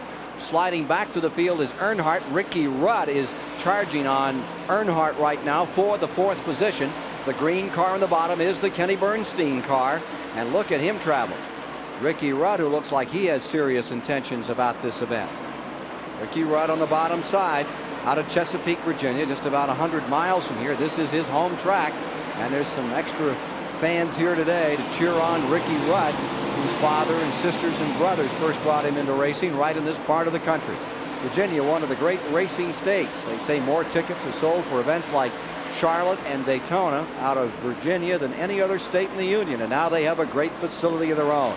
Here's Bob Barsham. Well, we kind of lost track of Davey Allison and all those early melees that opened this race. Now he's leading. Robert Yates tunes that race car. Robert, how come Davey's looking so good right now? Well, I'd like to say that it was Tony Price and his chassis work and Raymond Fox and all the engine guys that's making the car work so well, but I got a feeling it's a lot because of Davey's dad. Is Dr. Davey yesterday. Davey's so pumped up. His father's feeling good. He gave it to me to start the race, and Davey wants to win it. How about your this tire situation? What's Davey running and why? Well, everybody's on the hard compound that Goodyear has here is safe, and we feel real good about it. We're not really, there's nobody out there I don't think we have to race with on Hoosiers. If it came down to 10 laps, there might be some tough decisions to make in, but right now it's a good race. Everybody on the same tire, and just hope we can win it. Thanks a lot, Robert. Let's go back to Dave Bisbee. It's always a good race when you're pulling away from the field. That's what Davey Allison is doing right now. It is not such a good race for the two guys who, for a while early today, looked like they were in the driver's seat in terms of the championship hunt. Dale Earnhardt had been up there in the position we see Davey Allison occupying now. He slipped back to 4th, and Bill Elliott is really struggling. 9th at last report. Keep in mind, it was only 30-40 laps ago that Earnhardt and Elliott were running 1-2 and pulling away from the field. Now they're both slipping badly. And from the Mark Martin car, we see Elliott. Car looks stable on the racetrack, but he's just not getting around quickly enough to move up and challenge the championship rival, Dale Earnhardt. So that's going to be interesting to watch. And Johnny, I think maybe you hit on it. We're seeing a little of the old Richmond here. A guy gets a combination, goes fast. Another guy loses the combination and backs up. That's a very familiar pattern here at Richmond. 139 laps are complete, John, and that combination right now has Mark Martin on the bottom of the racetrack in the car number 6, trying for 7th spot on Bill Elliott. Well, I think that Bill's tires are probably going to weigh a little bit. You know, we're counting Dale and Bill out a little early. We're not even 140 laps into the race, and it's just one minor adjustment. They're probably 5 seconds behind the leader. So these guys, they're taking care of the race car, and when the race car starts going away, they're just going to drive it smooth, and they're not going to race anybody real hard, and they've got plenty of time to get this thing straightened out. 140 laps of 400 now complete. There have been 4 cautions today, 8 lead changes among 5 drivers as Davey Allison continues to lead, and we watch Bill Elliott here in car number 9, able to persevere over Mark Martin in that 7th position. Here's the leader, Davey Allison. And that Ford looking very strong at this point in this Richmond 400 on this brand new racetrack. Down across the start finish line to tuck another lap into the record book goes number 28. With the banking here at Richmond, we asked Davey Allison, what is the way to use these 14-degree banks? I think driving into the first turn really hard and being able to have the car turn in the middle. And in the third turn, you're going to have to be gentle. You're going to have to get the car in easy, finesse it into the corner, and then get back in the gas early. And that's just what he's doing right now. He is finessing it. And his finishes on the tracks of a mile or less this year, of less than a mile, have been improving from the start of the season. When you hear at Richmond, he had a 29th in the early going, and then had an 8th at Wilkesboro, a 6th at Martinsville, and a 4th at Bristol, Tennessee. So he's set up to improve a little bit more today. Here's Alan Kowicki's in-car camera from the 6th position. He's closing on number 3, Earnhardt, who led. Now has fallen back into Kowicki's clutches for 5th position. It's one of the beautiful things about the in-car camera. You can see Earnhardt's car push up high right there and it'll shake a little bit. That means the handle's gone on the car and the tires are not working properly, or they're been used up a little bit. But the in-car camera is one of the best things that ever happened to racing, because you can see things we never could see before. Here you see Alan Kowicki taking it right to the wall, and those marks there are created either by the Grand National cars in yesterday's event or in the qualifying or the couple of shunts we've had thus far today. That wall's really taking a licking. Here's Kowicki in the Ford up against the Richard Childress Chevrolet down in turn 1. And Kowicki looks like he's ready to tighten the screw just a bit here and go for it. Earnhardt trying to salvage anything he can until he gets a caution flag. Hopefully pull on pit road and strap on some new tires. Well, Earnhardt always has that luxury. He can be 6 seconds behind, and after he makes a pit stop, be 2 seconds behind, because his pit crew is so fantastic. So that's always been one of his strong advantages.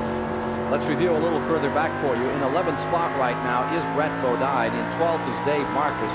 13th is Michael Waltrip. 14th is Dale Jarrett. And 15th is Benny Parsons. With 16th, Neil Bonnet. 17th, Rodney Combs. 18th, Sterling Marlin. And 19th, Kyle Petty. Following with the leaders here and staying right in with Alan Kowicki in 6th position. He tries to take one away from Dale Earnhardt, drop him back a spot to that 7th position, or to the 6th position. Earnhardt is in 5th. Last lap at an average speed of 112 miles per hour, and the speed is falling off a bit. The track is getting slippery. Well, everybody said in the garage area that this racetrack is going to get slippery as it goes on, and they said the way you can tell is where they pick up the motor sound is the further they go into turn. Earlier they was right in the middle. Now you can see they're all the way through the turn before they pick the motor up again, because the car goes sideways because of the slick tires.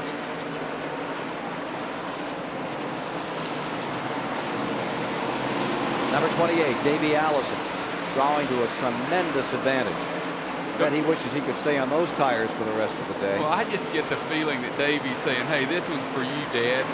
And I think he does have that advantage over everyone. He's probably driving a little possessed right now. And Bobby, you should be proud of your boy because he's doing it for you. 5-time winner here, Bobby Allison in 69, 70, 80, 82, and 83, and his son trying to put his name in the Richmond record book on this brand new course. Here's number 11, Terry Labonte, now in the second position at his second place and running clear for just a moment from that leader, car number 28. Get a look at that interval. Pretty good size here between car number 11, 28 down there entering turn 1. Almost anything that happens to Davey Allison today is going to be better than what's happened to Davey on this racetrack in the past. As a half mile, Davey didn't like it very much. His best finish here, 26th on a racetrack where his dad won 5 times. They rebuilt the place, obviously, precisely to Davey's liking because he's 25 spots better than that right now, Ken. I remember Davey Allison was pushing the bulldozer that Richard Petty used to tear this place up. He gave it a standing ovation, and he's found the setup. And for the first time, Davey Allison is getting ready to lap cars on the racetrack. That's how good this racetrack is. It's taken this long to start legitimately lapping cars under green on the racetrack. He's lapping Neil Bonnet in car number 75, who is being shown in the 16th position. There's Bonnet, 16th position, going a lap down to Davey Allison with 151 complete. Race being run at a slow speed as from what they expected with so many cautions and getting used to this new facility. A lot of sashaying around this racetrack, a lot of slipping, a lot of skittering. This Thursday's Alabama Sports Figure of the Year will be a very special guy. He'll be honored down there, I believe, in the Birmingham area. We asked Davey Allison how he was chosen for that honor in a state where you always think of great football. He's the choice this year. Man, I don't know, especially when we got people like Bo Jackson from down there. You know, it's an honor to be called the Sports Figure of Alabama for 1988, but I don't know how it happened. You must be pleased. I really am. I'm excited about it, and it's an honor for me because of all the people that were considered for it to be chosen, and not to mention the fact that Bobby Allison's my dad. He won that Daytona 500 this year, and Neil Bonnet's from my hometown also, and he won 2 races this year. To be chosen over all of them combined is it's a big honor for me. He is showing right now why he is so deserving of being the recipient as he puts a lap on Benny Parsons in car number 90 and takes the 15th car a lap down. Davey Allison having a magnificent day, and when you talk about Daytona and Bobby Allison's victory, don't forget who was on the rear bumper, the kid. Oh. Not to forget the other end of the Alabama gang story. It's not as happy a story, and that is this man, Neil Bonnet, just overlapped by his fellow Alabaman, Davey Allison. Neil won this race in the spring. Recall when he was on such an incredible roll. 3 straight victories, established Hoosier as a force in the series, and then the horrible crashes, the follow-up to a Charlotte wreck of over a year ago, and it has really beaten and battered Neil Bonnet, pondering possible retirement and running 16th on the racetrack. So the Alabama gang story, while it's heartwarming in the Allison sense, certainly has a tug at the heart for Neil Bonnet, who's struggling here this afternoon. It's all part of the excitement, the drama, and the human interest of this Richmond 400. It's coming to you live from the first time from a brand new racetrack. We're happy to be bringing it to you on TBS, and we'll be right back with more. Live from the STP Pit Communication Center, Richmond International Raceway, Ford battling Chevy at the head of the field as Davey Allison builds his lead over Terry Labonte here in the Richmond 400. Title contender Rusty Wallace knocked out in an early crash just a couple of laps into the race, rear-ended, he says, by Jeff Bodine and knocked into the wall, and he's out of the event. And I'm wondering what has become of the other 2 title contenders. For that story, let's go topside to Ken Squire.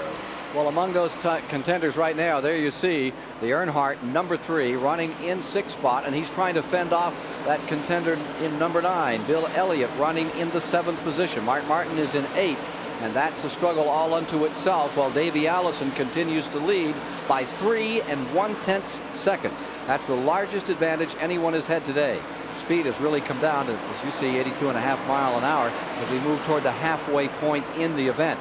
There's number 9, Elliott, still trying to deal with number 3, the Richard Childress car, which has fallen to 6th spot. And why has it fallen to 6th? Let's see if we can get the story from Bob Barsham. Richard Childress owns the car that Dale is driving today. Richard, we saw Dale go right to the front. Now he's sliding back some. Is there anything wrong with the car? No, just the staggers a little bit off on this set of tires. We're going to have to tighten the car up a little bit next stop. Are you going to wait for a yellow, or are you going to have to call him in under green shortly? Well, we're getting ready to make that decision here any minute. So big decision coming up for Dale Earnhardt. Bill Elliott right there in the 7th. Again in 8th is Mark Martin. 9th is Phil Parsons in the number 55 car. And then in 10th is Greg Sachs with 11th belonging to Brett Bodine and 12th to Dave Marcus. 13th is Michael Waltrip at this point. Get to the 170 lap mark. Davey Allison continuing to draw a bead on any place in the track he cares to run the car. Here you see him. About ready to put a lap. Is that Brett Bodine's car just in front of him there? Down the back straightaway. I believe that is the Bud Moore car about to be taken a lap. Brett is running in 11th position. Let's go to the battle with Waltrip and Kowicki now. We're looking at 4th place here. Darrell Waltrip in our live flag the flag coverage, trying to protect his flank, but to no avail as car number 7, Alan Kowicki, just darts up the outside. Well, that's a perfect example. Now, Darrell Waltrip knows his car's loose and having problems. He's not going to force any issue. He doesn't want to lose time racing him door to door, so he let Alan go right by. If they contest each other, they slow each other down. Putting a lap on Ernie Irvan going into turn 1. Into the back straightaway. Alan Kowicki now 4th. Ricky Rudd is 3rd. Rudd is in 3rd. Terry Labonte 2nd. And Davey Allison is leading the way here at Richmond with 173 laps complete. You know, there's been a lot of rumors on Alan Kowicki. He's the guy, one of the hot properties in the sport, and all sorts of teams are wanting Alan Kowicki to drive their car. It appears to me that Alan Kowicki is going to stay right where he is, probably start his own engine program. Xerox will continue to be a sponsor, and I think that's a smart decision on his part. He's coming along just at the right speed. He wants to come along, and he doesn't want to put too much pressure on himself because he knows he has a long career here. He sure does. He's a fine engineer. There's one who reminds you a bit of Elliott. He's very intent. Absolutely. If I had to compare them driving style, they both work on their cars. They're both intelligent, hard-working people, and they're both not physical on a racetrack. They drive the racetrack very smart, pick it out, but they don't lean on you and bang you unless it's absolutely necessary toward the end. Which is always necessary. Yeah, necessary at the end.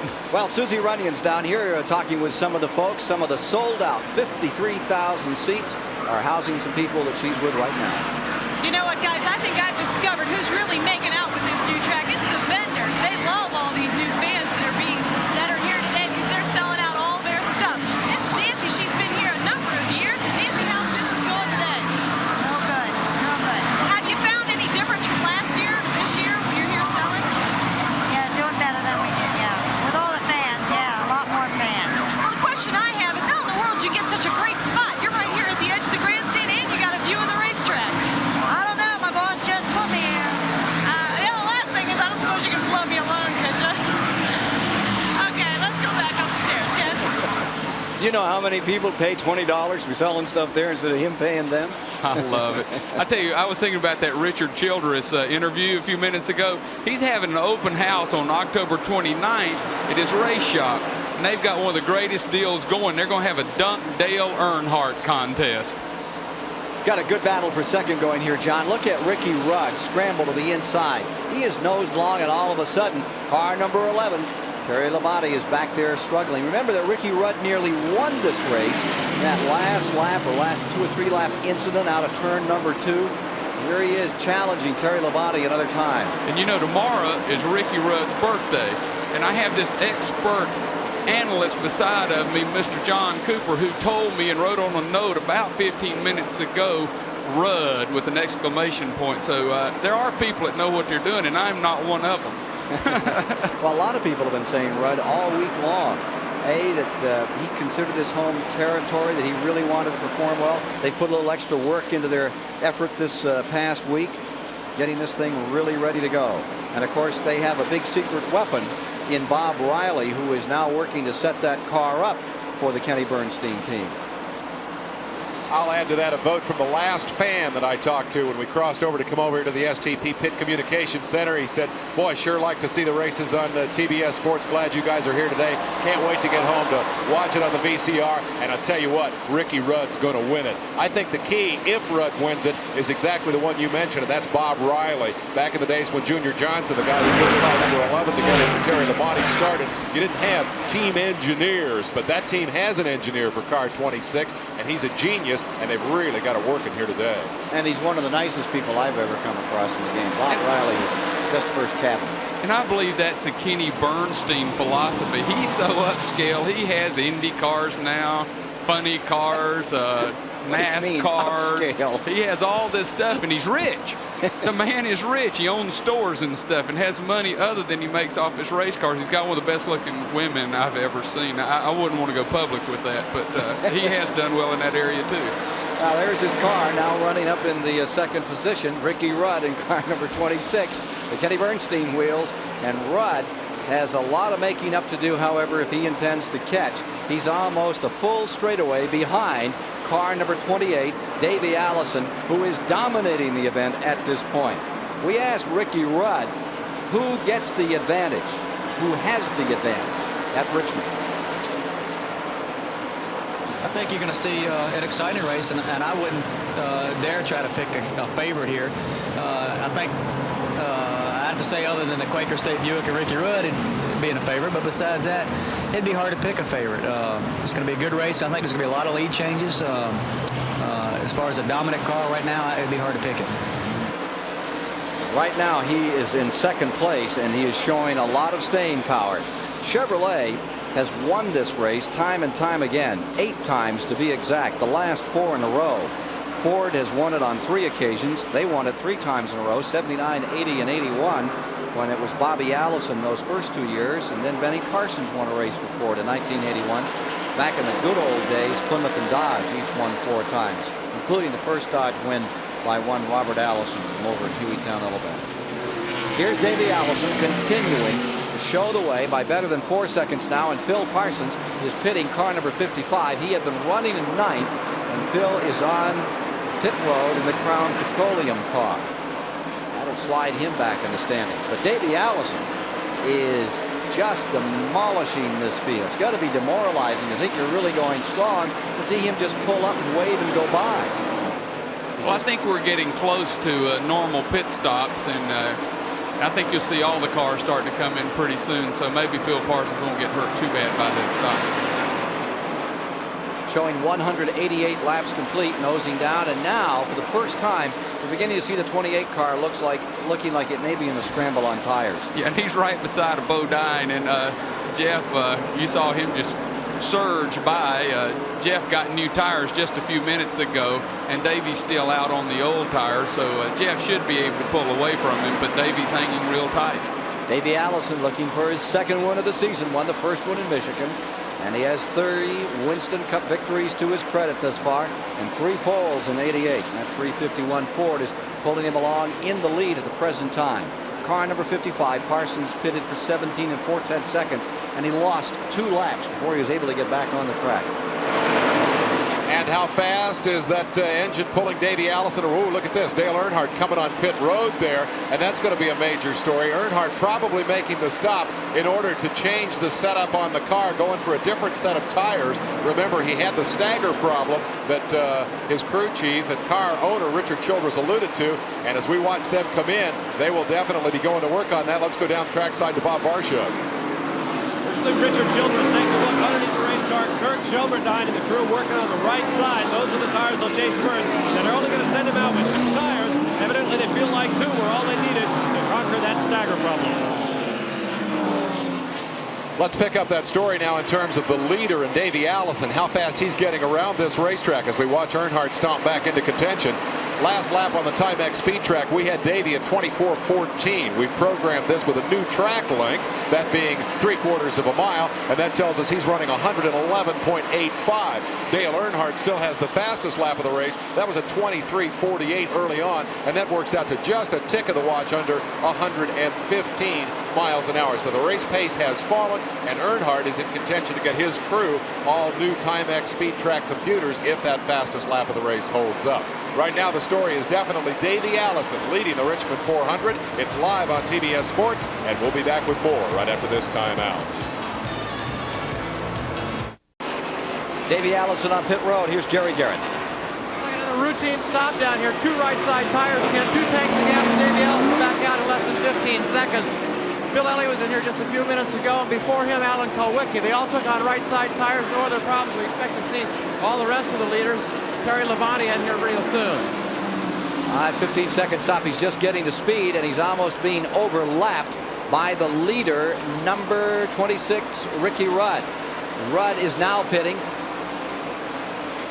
and that gives a little bit of breathing room to Allison, as all the leaders are now coming on pit road. Terry Labonte's number 11 has yet to pit, and Darrell Waltrip's number 17. Here's 26. Briefly held the lead for a lap. Ricky Rudd on pit road. Looks like a routine stop. Ooh, we're halfway down. That began to take a little time toward the end on car number 26. Those pit stops will kill you. I tell you, it's that's where 3 or 4 seconds can be gained in a pit stop, and boy, it translates on the racetrack in hundreds of yards. 17 and a half in there on car number 26. Here's number 11, Terry Labonte, ready to pit. Does not come in, stays out. Waltrip's number 17, brother Michael Waltrip, and now his brother is also in. So the Waltrip combination. Right behind Darrell is Michael on pit road. Michael had a pretty good start, and here come both of them out at the same time. The 24-year-old in car number 30. They're the ones that did some unique engine work last night. And Terry Labonte in number 11, who had been third, moved up to second, and on these pit stops in the lead, leads for a lap and brings the Junior Johnson Chevrolet down onto pit road. Chevy's won the last 4 times out here in this event at Richmond. Here's the pit stop on the Junior Johnson team. It's another first-class pit crew. These people always, day in and day out, do a first-class job. What those times? At Richmond International Raceway. 4-tire stop. We're going 4 tires where the other people went 2 tires. Lap down and away. 17, Waltrip is pitted. Greg Sachs in 88 was the only question mark as to whether or not he's come in. We'll have all the leaders having completed their pit stop. You know, this thing's gone green so long, that's a gamble. When you change 4 like that, did you think, hey, it is going to stay green in long run, my 4 tires will give me enough rubber to run everyone down, make my laps back, and have an advantage. Well, there you see Sachs. He should be coming in, and is coming in right now. So that completes all of the drivers on the top of the board as the number 88 wheels onto pit road, the Buddy Baker car. He's watching today. Hope you're feeling better, Buddy. Buddy's feeling real good. He's got him a funny haircut. When I saw him, he was wearing a ball cap. He never wore a ball cap because Buddy Baker has beautiful hair, and now he's wearing a ball cap after his surgery. But his hair is growing back, so don't worry, ladies. He'll be pretty again. Davey Allison's number 28 shakes out as the leader after all of these pit stops as he continues to dominate here at the present time. That 4 to Davey Allison, really showing what it has to offer. As the engine man Robert Yates, who you heard just a few moments ago here in our live coverage, hasn't missed a beat yet. And Davey is just floating this car around the racetrack anywhere he wants it, bottom or the top. It looks a great deal like an Earnhardt performance. Yeah, it's really working. He is so dominant. He came out right in front of Phil Parsons a few minutes ago, and he has like a 4-second lead on him now. And the car is just working perfect. And he only changed 2 tires, so that usually changes the stagger a little bit. You have a problem with the way it drives, but boy, he's just driving like there's nothing wrong. You see the car just bites and goes right on. Ricky Rudd is second, Alan Kowicki third, Dale Earnhardt fourth, Mark Martin fifth, Bill Elliott sixth. In seventh is Terry Labonte. In the eighth spot is Darrell Waltrip at this time. There have been 10 lead changes among 6 drivers thus far. 210 laps have now been completed. We're getting ready for our Goodyear mid-race report. That's coming up very shortly for you today. You know, when I see the 53,000 people here enjoying the race today, I remember back to the stories they used to tell about when they ran sprint cars here. I never saw them, but I know that Ted Horn won here 2 or 3 times. And one time promoter Sam Nunes came in. There's a few things left to be done here this week. They've still got a few things to trim up and fix up, and they'll have them ready for next February for sure. They ran a race here one time, and they sold a lot of seats, and they didn't get the grandstand done. And in the morning when the race fans got here, old Sam was down here still selling tickets, and people would come in. He'd say, "Oh yes, you're in section 8, right over there on the right," and he'd hand them a plank, and he had these guys, and they nailed the planks down. And they sit on them. They carried their own planks up, and he had several guys just to nail. Didn't want to spend a lot of money on folks having to carry lumber when there was all that free labor that really wanted to see a race. That happened here in Richmond. It's Davey Allison in front, and we're trying to get an interval for you right now between first and second place. Tell you just how much of an advantage after this pit stop he has developed, and it's a pretty good size. It's better than a straightaway now, by which Davey leads the Ricky Rudd green and white colors out here this afternoon, shown as 8 8/10 of a second, by which Davey is back in front, seeking his 4th Winston Cup victory. Davey started back in 1979, won a limited sportsman race over in Birmingham. Dad had a little hand in that car. There's the 26 car that's running in the 2nd position, Ricky Rudd. A caution, and he could become a real factor, but onto himself, Davey Allison, I don't think is to be caught the way he's running right now. He's having a great afternoon.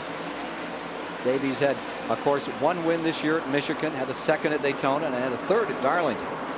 He would really like to square off and win this first race at the new Richmond 3/4 mile track. Ken, while we have the racing spread out a little bit, I'd certainly like to say hello to Brad Doty. He had a terrible accident in a sprint car, and he's making progress. And how is he coming? Well, he's still having. He had paralyzed himself from the waist down, but there is some hope because the spine was not crushed, and there's a good chance that he'll be going to the Miami project, who's a specialist project in Miami, Florida, to take care of spinal cord injuries. But he's also a new father. This just happened about 2 weeks ago, but we just want to let him know that everybody in NASCAR is aware, and we're pulling for him. If there's anything that we can do, buddy, we're right there with you, Brad. So we're pulling for you. Good news that he is somewhat on the mend. Yes, everybody's getting a lot more optimistic. It takes a while, but we got a lot of hope. Taking a little further back in the field now in this struggle, there you see the Mark Martin car, the number 6 machine. And with him back there, he has Dale Earnhardt just in front of him, and behind him is Terry Labonte in the 6th position.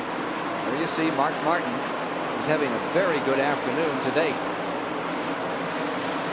3/4 mile track. You know the last time they ran a 3/4 mile track in NASCAR? 1956. I tell you, I love the size of the track. You can see it perfect. It's like almost like looking at a large football stadium, but the way these seats ring the place, and it's a perfect view from every seat in the house. I mean, Paul Sawyer's built him a gorgeous racetrack, and there may be some other tracks look at this kind of option down the road. That last race in '56 was over in Charlotte, North Carolina. Buck Baker won it back in '56. Last time they ran a 3/4 mile track. Everybody talks about the old track on Wilkinson Boulevard as the only 3/4 mile track, and that's not totally true. They ran in Mobile, Alabama on a 3/4 mile. Rebel Monday, Tim Fly, good guys like that one. We're talking hero stuff there. Real stuff. Yep. Yes, indeed. But this is the first modern 3/4 mile. See, there's modern. There's a computer. That's Jeff Bodine's wife, and she's working a computer that tells her everything that she needs to know, how many miles they've driven, how the gas is going. So NASCAR is hitting a new age. We have computers, but she's the only one that knows how to work it. Well, let's take a look at our Goodyear race cap off our computers. There's not a scoreboard here today, so you're lucky to have an opportunity to catch up here a bit. On the mid-race recap, we have Davey Allison in first, Ricky Rudd in second, Alan Kawicki third, Dale Earnhardt fourth, and Mark Martin is maintaining the 5th position now. That was at the midway of the race, with 200 of the 400 laps down. Taking a look at some of the that's 1 through 5 in the standings. At the 6th position was Terry Labonte. Then in 7th was Neil Bonnet. Bill Elliott. Rounding out that group was Phil Parsons, then in the 10th position. A little further back, Kyle Petty was in 11th. Brett Bodine was 12th. Michael Waltrip holding the 13th position. Sterling Marlin followed a lap back, and so had Mike Alexander, 15th position. And rounding out the top 20, Dale Jarrett 16th, followed by Benny Parsons, Bobby Hillen, Dave Marcus, and Ken Schrader rounded out the top 2. The attrition thus far, and it's been fairly steep out here. Lake Speed crashing. He was involved with Richard Petty in a first lap incident. Rusty Wallace, a terrible incident here that eliminated his car. Right in that first lap, he got banged up, was able to put in only 20 laps before he had to retire. Harry Gant, bad crash, fire, he's okay. Rick Wilson is out with the engine gone, and Morgan Shepherd's car is retired. There you see the average speed at halfway is only 87 miles an hour, and the lead changes at halfway were 7 leaders, 10 lead changes, 4 cautions, and a lengthy spell under the caution flag, and 6 cars have retired. Here's Dave Despain. With half the race still to be run, a lot of things can still happen, but the headline incident, I think, in this race is going to be the Wallace crash. He claims he was rear-ended by Jeff Bodine as they turned for the yellow flag. Rusty Wallace in the thick of the point battle with Bill Elliott, knocked out of the race early. That's the one that people are going to remember. In terms of spectacular incidents, that one goes hands down to an amazing crash early on here. The 52 car of Jimmy Means, as they came out onto the backstretch, tapping another car. They got together. Means went sideways right in front of traffic.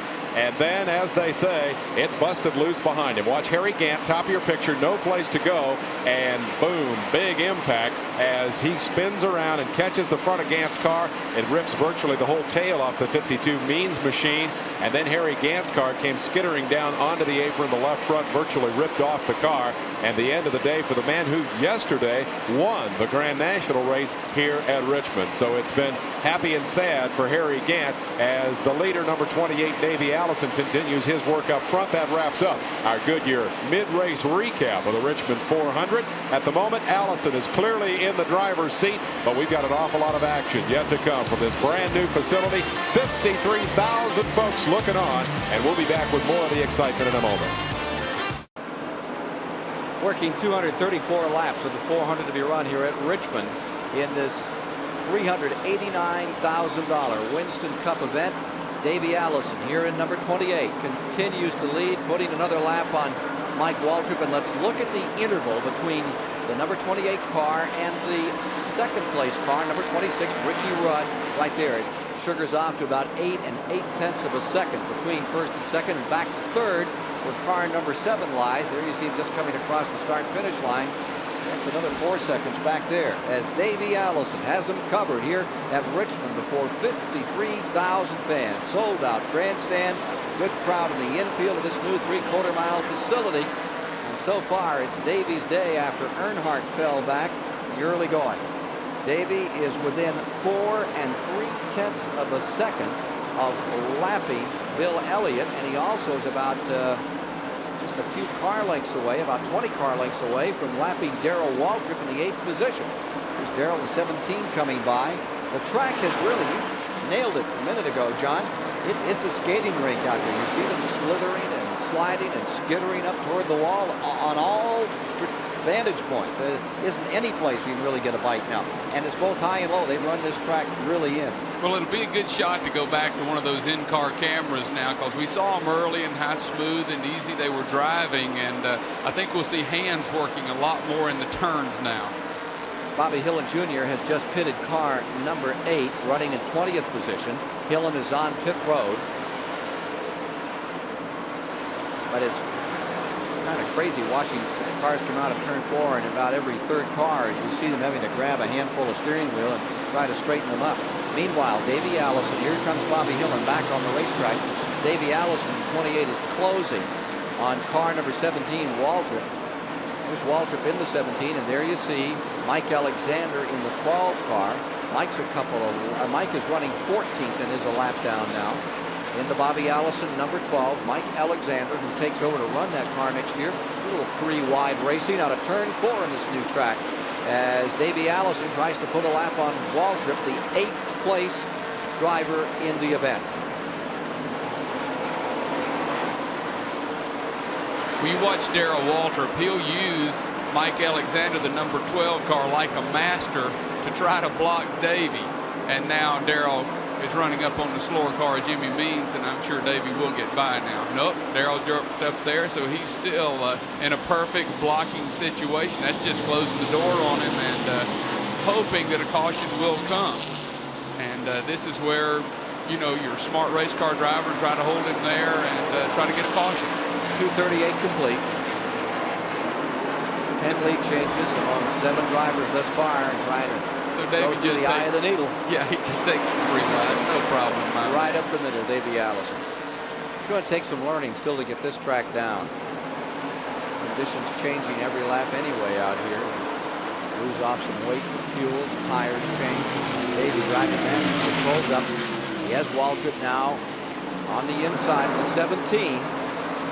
And Davey Allison.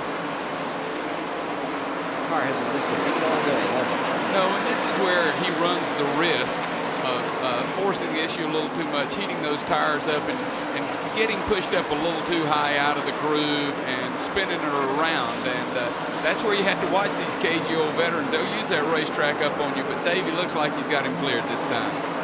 Davey Allison coming by, and he has now put a lap on everyone except 7th place Bill Elliott, 6th place Mark Martin, 5th place Dale Earnhardt, 4th place Terry Labonte, 3rd Alan Kowicki, and 2nd Ricky Rudd, as he maintains a very steady hand, even pace. He leads here in Richmond, Virginia. 243 laps complete. Waltrip sticks on the bottom of the racetrack. The story of these Fords. We mentioned a little while ago, everyone was discounting this business about the mid-range power, the John Hayes theory of mid-range power of the Ford cars, but it seems to be holding up pretty well here today. Well, I think it's absolutely true, because all my General Motors experts told me that, and all my Ford experts said that's absolutely a bunch of junk. So I would assume it's probably a coin flip, but it made a good story anyway. But the Fords do really pull good off the corners. If you remember the great days of Bill Elliott, he would always beat you in the turns. It always had good straightaway speed or equal straightaway speed, but he would always beat you in the turns. Bill Elliott's loving this, that they're running door to door, because he is pulling away. It's going to help him from keep him from getting lapped, he's hoping. But see, now here's Darrell running under a slower car, Benny Parsons. Well, let's go 3 wide again. One thing Davey's not is playing it conservative. He's had all this he's going to take, and just going to force him, try to find him a slow car. Phil Parsons pitting once again. Meanwhile, down on pit road, Bob Barsha has this report. Well, Ken Schrader just came through for a 4-tire pit stop and had fuel added to the race car. And one of the interesting things about when they come through here is watching the gas man. In the case of Kenny Schrader, that man is Henry Benfield, who you may be able to see climbing over the wall right now. Notice the uniform he's wearing. Benfield's considered the best at his job, manhandling those big 22-gallon dump cans, the most dangerous job in a pit stop. A year ago, Henry saw a fire in Talladega, Alabama in a pit, and he decided that something needed to be done. So he found himself a flame-retardant driver's suit and gloves and hat that he wears during Ken Schrader's pit stops. He also talked it up with his fellow gas man up and down pit road. So throughout Winston Cup racing, you'll see the gas men wearing flame-retardant uniforms, not because the rules say they have to, but because they want to. Henry spent years with Junior Johnson, and when he invented that suit, he had got a little too tight, and at first time or second time he wore it, he split the seat all the way out and had to spend the day like that. Henry's kind of a mild-mannered person, and he hasn't got over that embarrassment yet. Well, but Henry, was sort of proud of it. Absolutely, you know, he got to visit. He got a whole lot of attention. Phil Parsons has been on pit road now for 4 or 5 laps. They're under the hood of his car, so he must have an engine problem.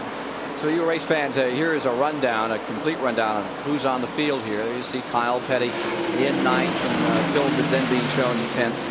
4 or 5 laps ago. They put it together for you to give you an idea about where some of your favorites are that might not be up here in the top 10 today.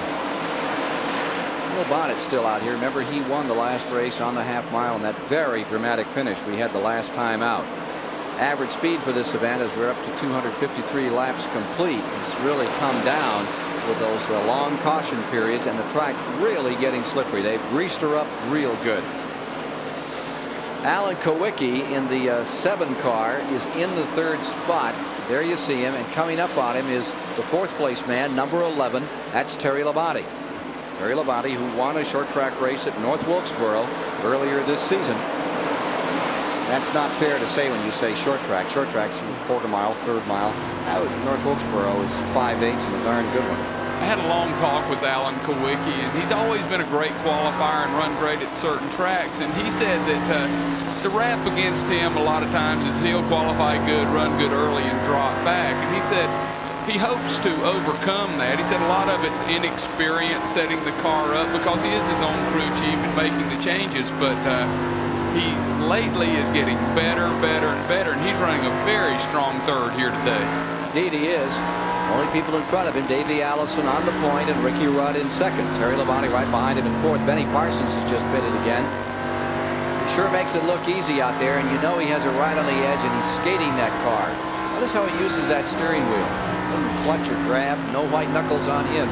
Just floats it in there. The other thing I'm noticing is it's using the left leg there for the brake, Cam. He does, even though this is much more like a super speedway than it used to be, you still have to brake into the corners, and notice that he's doing that with his left foot. He keeps the engine RPMs up with the right, uses the left foot to brake. The other thing I notice about Kowicki is even though it's not white knuckles, he is having to saw that wheel a good deal more than he was early on, and that is attributable to the slippery conditions that we're seeing here. But the left leg is a real nice shot there as you see him using the brakes to get into the corners. And he said they would use a fair amount of brake here today, that particularly in turn 3 you'd use brake. That's that sprint car style where you can't get your feet across that Kenny Schrader is so smooth about. He uses the brake about as well as anyone these days in Winston Cup racing. And here you see Kowicki there again, just gently giving it a double tap and getting himself in there. That's really neat. Dave Despain is sharp because I've been watching this sport forever. Of course, I've not had the benefit of an in-car camera, but I'd heard him always talk about left foot breakers, and now I understand what they're talking about. And that's Dale Earnhardt's great secret to driving a car real loose and hard. He taps the brakes and keeps the accelerator down. I never understood that, and that's clear how they're doing it now. You leave the pedal mashed and use that brake just to turn it loose and cut it into the corner. Exactly. Old sprint car and old midget style for a lot of folks in the Midwest. Johnny, I appreciate your perspicacity and noticing my astuteness in picking that out, but I have to give the credit to Ricky Rudd, because it was Rudd who told me that not so much on the oval tracks, but on the road races, they've really taken a lot of the excitement out of it for him because they use those Jericho transmissions now. They're self-shifting. You don't have to use the clutch anymore. He says these good old boys all know how to run down there and stomp on the brake with their left foot. When I'd get them on the road race courses, I could whip them because I knew how to heel and toe brake.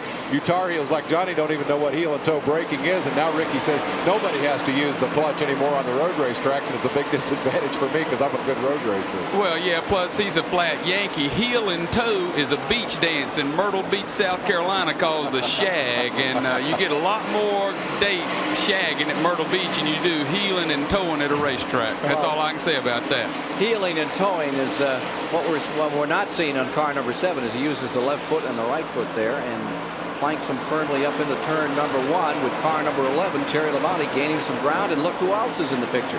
Car number 3, Dale Earnhardt, running in 5th place, is right back up in here again and is making a good run under Labonte as he tries to move up through. He's on the bottom of the racetrack, getting up on Eddie Bierschwell's number 23. As they come by, going to turn number 1, 261 laps complete. There's Earnhardt under the Labonte number 11, and that will pick him up to 4th. Tries to close in on Kowicki. Boy, Earnhardt is really beginning to look good again after having a so-so middle range of the race effort. He is coming back now. Here he is under Kowicki. 4 cautions in the first 90 laps, no cautions in the last 165. Back straightaway. Earnhardt beginning to show a little muscle here. Earnhardt's situation is common to most of the field, and that is that they, number one, lost a lot of practice to rain here. They didn't get much time on this new racetrack when they really needed it, and then they quickly figured out that the Hoosier tires were so much faster that they devoted a lot of what practice time they did get and all of their qualifying to Hoosiers. They haven't had an opportunity to run the Goodyears a whole lot and figure out exactly what they're going to be like. Earnhardt just got a bad set of tires. Bad, not in the sense of tire quality, but a mismatch, a problem with what they call stagger. The size of the tires just didn't work right and get the car around the racetrack. Now he's got a good set and he's moving back to the front, and I think the key point to remember is that Earnhardt is racing Bill Elliott. He wants to win. He always wants to win, but he's racing Bill Elliott because with Wallace on the sidelines, those are the 2 men who now move into the championship spotlight, and Earnhardt has Elliott down for the moment. He can't take the lead if Bill finishes the race here today anywhere in the top 20, but he can certainly take a big bite out of the lead currently enjoyed by this man. Elliott had just 9 points coming in here. Wallace got crashed out of the race. So for the moment, at least, it looks like Elliott versus Earnhardt for the title, with Earnhardt at the moment in the driver's seat. Elliott in number 9 is running in 7th place. There you see Earnhardt, who is now running in 3rd place. They are all running in the lead lap, but Davey Allison is within 1 8/10 of a second of lapping car number 9, Bill Elliott, the 7th place campaigner. Allison first, Rudd second, Earnhardt now third, Kowicki fourth, Labonte fifth, Mark Martin sixth, Elliott seventh, Darrell Waltrip a lap down at 8th, Kyle Petty in 9th, and Greg Sachs in 10th. With 11th, Brett Bodine, 12th, Michael Waltrip, 13th, Neil Bonnet, 14th, Sterling Marlin, 15th, Dale Jarrett, 16th, Dave Marcus, 17th, currently Rodney Combs, and 18th, Mike Alexander. Bobby Hillen back in 19th, and Benny Parsons in the Don Levy car is in 20th. That's the deployment, and here you see the number 9, and now you see Davey Allison closing to the back straightaway on the number 9.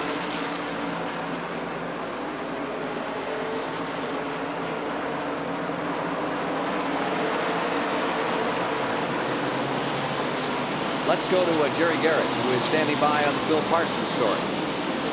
Phil's been running in the top 10 here until just recently. He came in for a pit stop. And Phil, what happened out there to bring you into the pit? What'd you say? I really don't know. The air cleaner came off or the ignition went bad. I really don't know what it was. They're trying everything they can to get it started down here. It acts like it's flooded, but it just won't kick. Phil Parsons, who had high hopes for today, now sits behind the wall as they continue to work on car number 55, the Crown Petroleum car. We'll be back with more with 270 laps now complete at the Richmond Fairgrounds after these words. We're back live with coverage of the Richmond 400 on TBS Sports, and one of the things I love about covering these races on television is that these guys are all finally getting rich for doing what they deserve to get rich for. When they first came here 40 years ago, paid about $150 to win at Richmond. Consider that Dale Earnhardt is our true value hard charger leader in the race thus far. That'll pay $1,500 if he can hold off Davey Allison, who's closing up that gap every lap, and there's 50 grand on the line for the guy who wins that award at the end of the year. Come with me, we'll give away some more stuff. We have also our Mac Tools behind the scenes award. It's just not the drivers who get rich, but it's also the crews. That's a pretty high paying gig right now. We nominated Earnhardt's crew early for the great job they did in picking the right tire combination to get him from the back of the pack up to the front. I think we should add Davey Allison's crew to the list, and I want to do this just a little bit differently. I think there is one reason that Davey Allison is running so fast here today, and that's the old man back in the rehab center back in Birmingham. I think Bobby Allison is the fire that is driving Davey today. When Bobby gets out of rehab, first thing he's going to want to do is go work on his airplane. He's in the running for a brand new set of Mac Tools to do that. Ken? Very much so. This Davey Allison run right now, as you look from the number 6 car up at number 11, has carried car number 28, Davey Allison, right up under Bill Elliott. He's about to put him a lap down. Look at this contest in the back straightaway. This is for a lap. Davey Allison has Elliott on the outside, and the car number 28. Allison stretching for $1 million if he can win this one today. Dale Earnhardt just came down pit road to get some new tires. There he is in car number 3. Will this carry him all the way? They're going all the way around for 4 tires, so he's probably going to lose a couple laps here. He is running in 8th, and here's Davey Allison on the bottom of the racetrack underneath the number 9. Let's go to Bob Barcher. Well, Ken, those were Goodyear tires that went on to Earnhardt's car. We still have lots of laps still to run here, and as I mentioned earlier, all of the teams up and down the road have a set of Hoosier tires waiting by the pit wall for that last pit stop. They know that the Hoosiers are a little bit quicker than the Goodyears, and wouldn't it be ironic if a Goodyear set of tires are carrying a car all the way to victory lane, but the last few laps are run on Hoosiers, and they get to pop the champagne.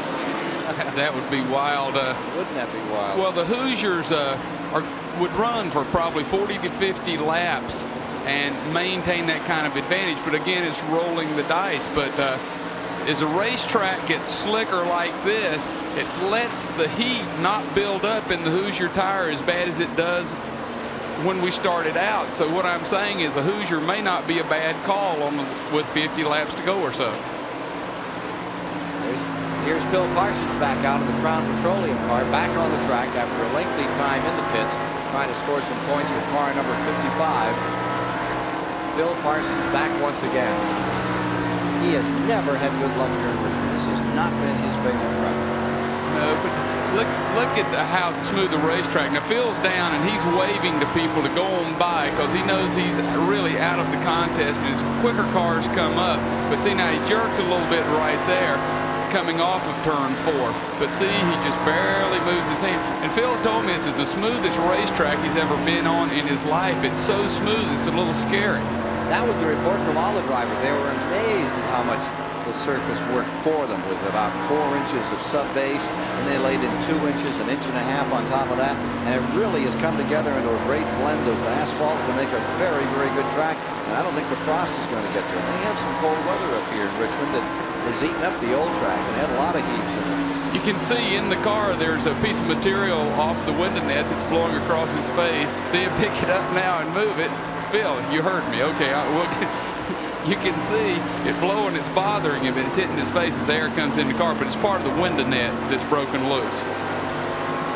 Phil Parsons is now 39 laps behind, and these are all important because Phil's hung right in that battle.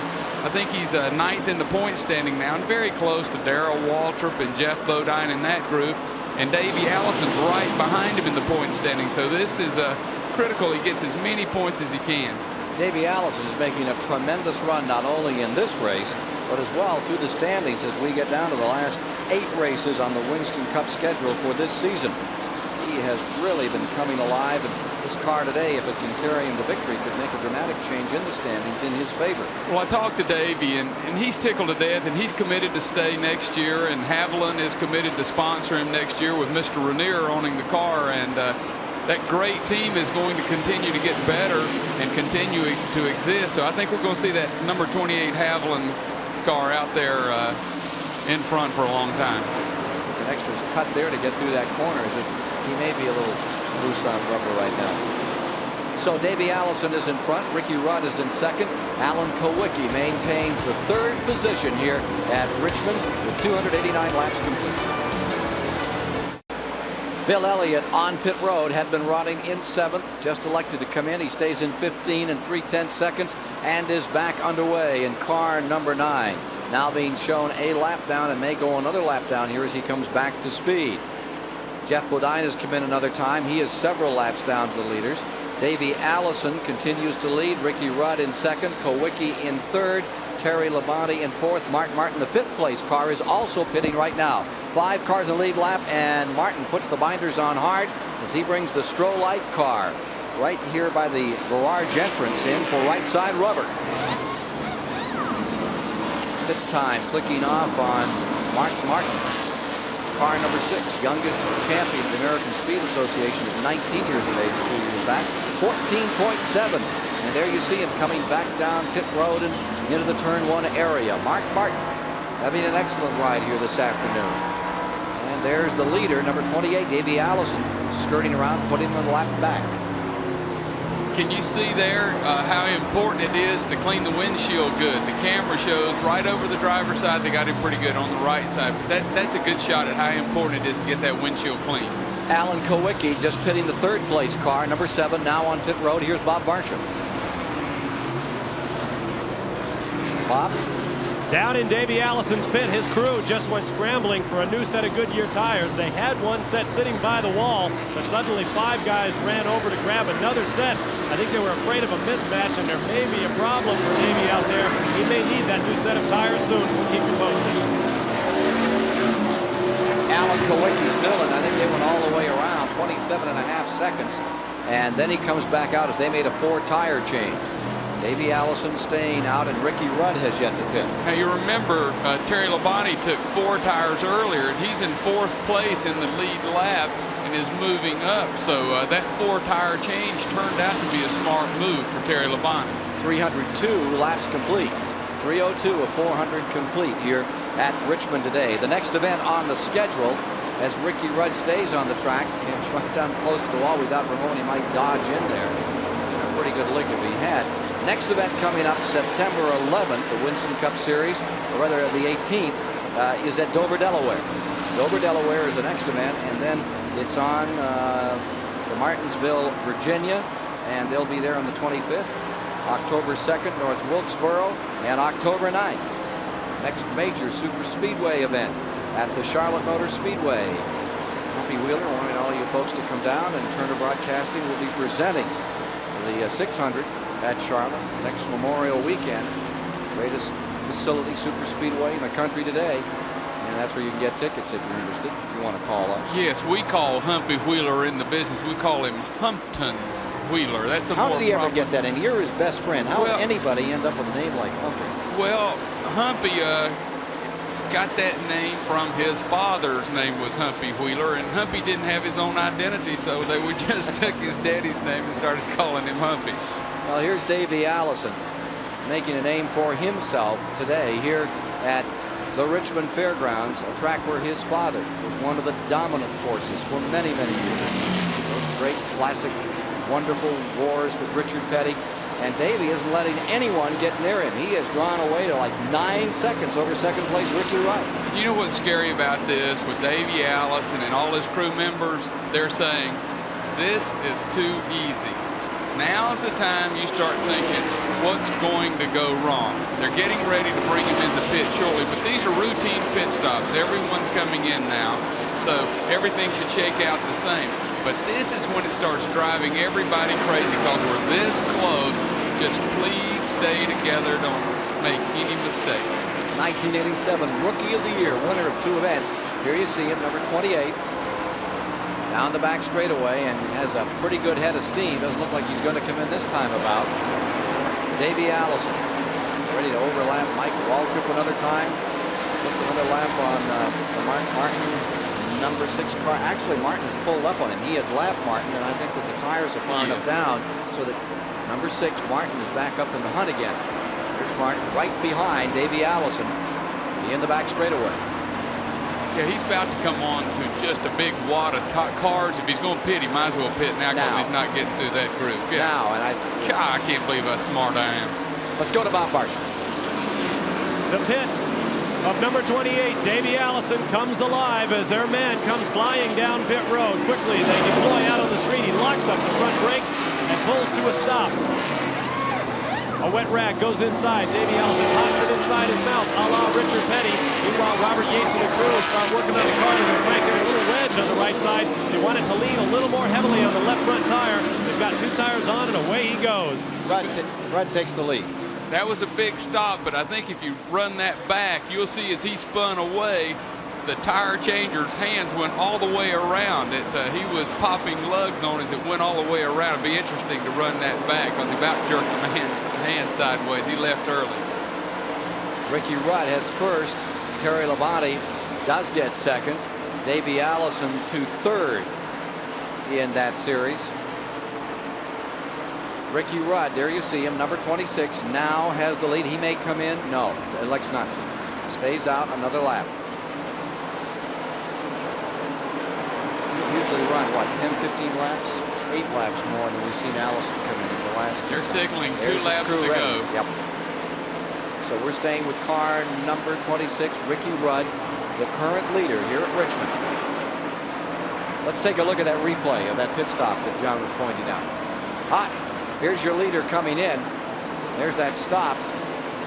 Look at the rear tire changer's hand. See that wheel spin? And he just had to jerk it right back. Davey said, tighten them, baby. I've got to go. Did he run over that jack? Here's the number 26 on pit road. Leader is in. Yeah, we can run her back and look. I didn't see it closely. I wasn't watching that. It just shocked me that the man, I saw the man's hands turn because he was definitely on the lugs. Ricky Rudd into the pits. And I thought he ran over the jack. I didn't even look at that part. Car number 26. Here's number 11 in. So all 3 of those leaders have been in, and I would think we'd have Davey Allison. Take a look at that again, John. Okay, yeah, but the rule on that is as long as the jack man is making an effort to pull it back, which he had tried to pull back, that is perfectly okay. So that is a legal move. So car number 28 stays out there, and there's no consultation flag coming up. What looked like a 50-50 moment. Well, but the call is if you're making a genuine effort to try to get back and do the things, then hey, because anything can go wrong, and that he was doing. He was, and that's a total legal move. So Davey Allison stays in front. A hairline call. Number 26, Ricky Rudd in second. Terry Labonte in third. And there you see from the car number 6, Mark Martin in 7th place. The Davey Allison car up there in the lead. Mark a lap down to car number 28, Allison, seeking his 2nd win of the season. And this will be his first here at Richmond. Darrell Waltrip's coming down pit road. He's showing little battle scars on the side of his car. He's coming in for a big stop.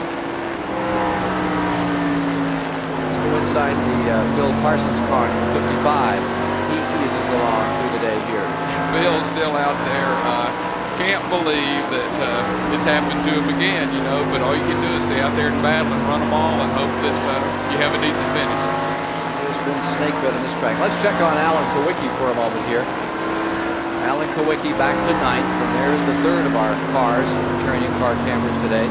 Here's Alan, who's fallen a lap back after a good steady run most of the way here today. Love to watch that left foot on the braking thing. That's really interesting because we don't see it on the other drivers quite as clearly. Let's see how Phil does that number.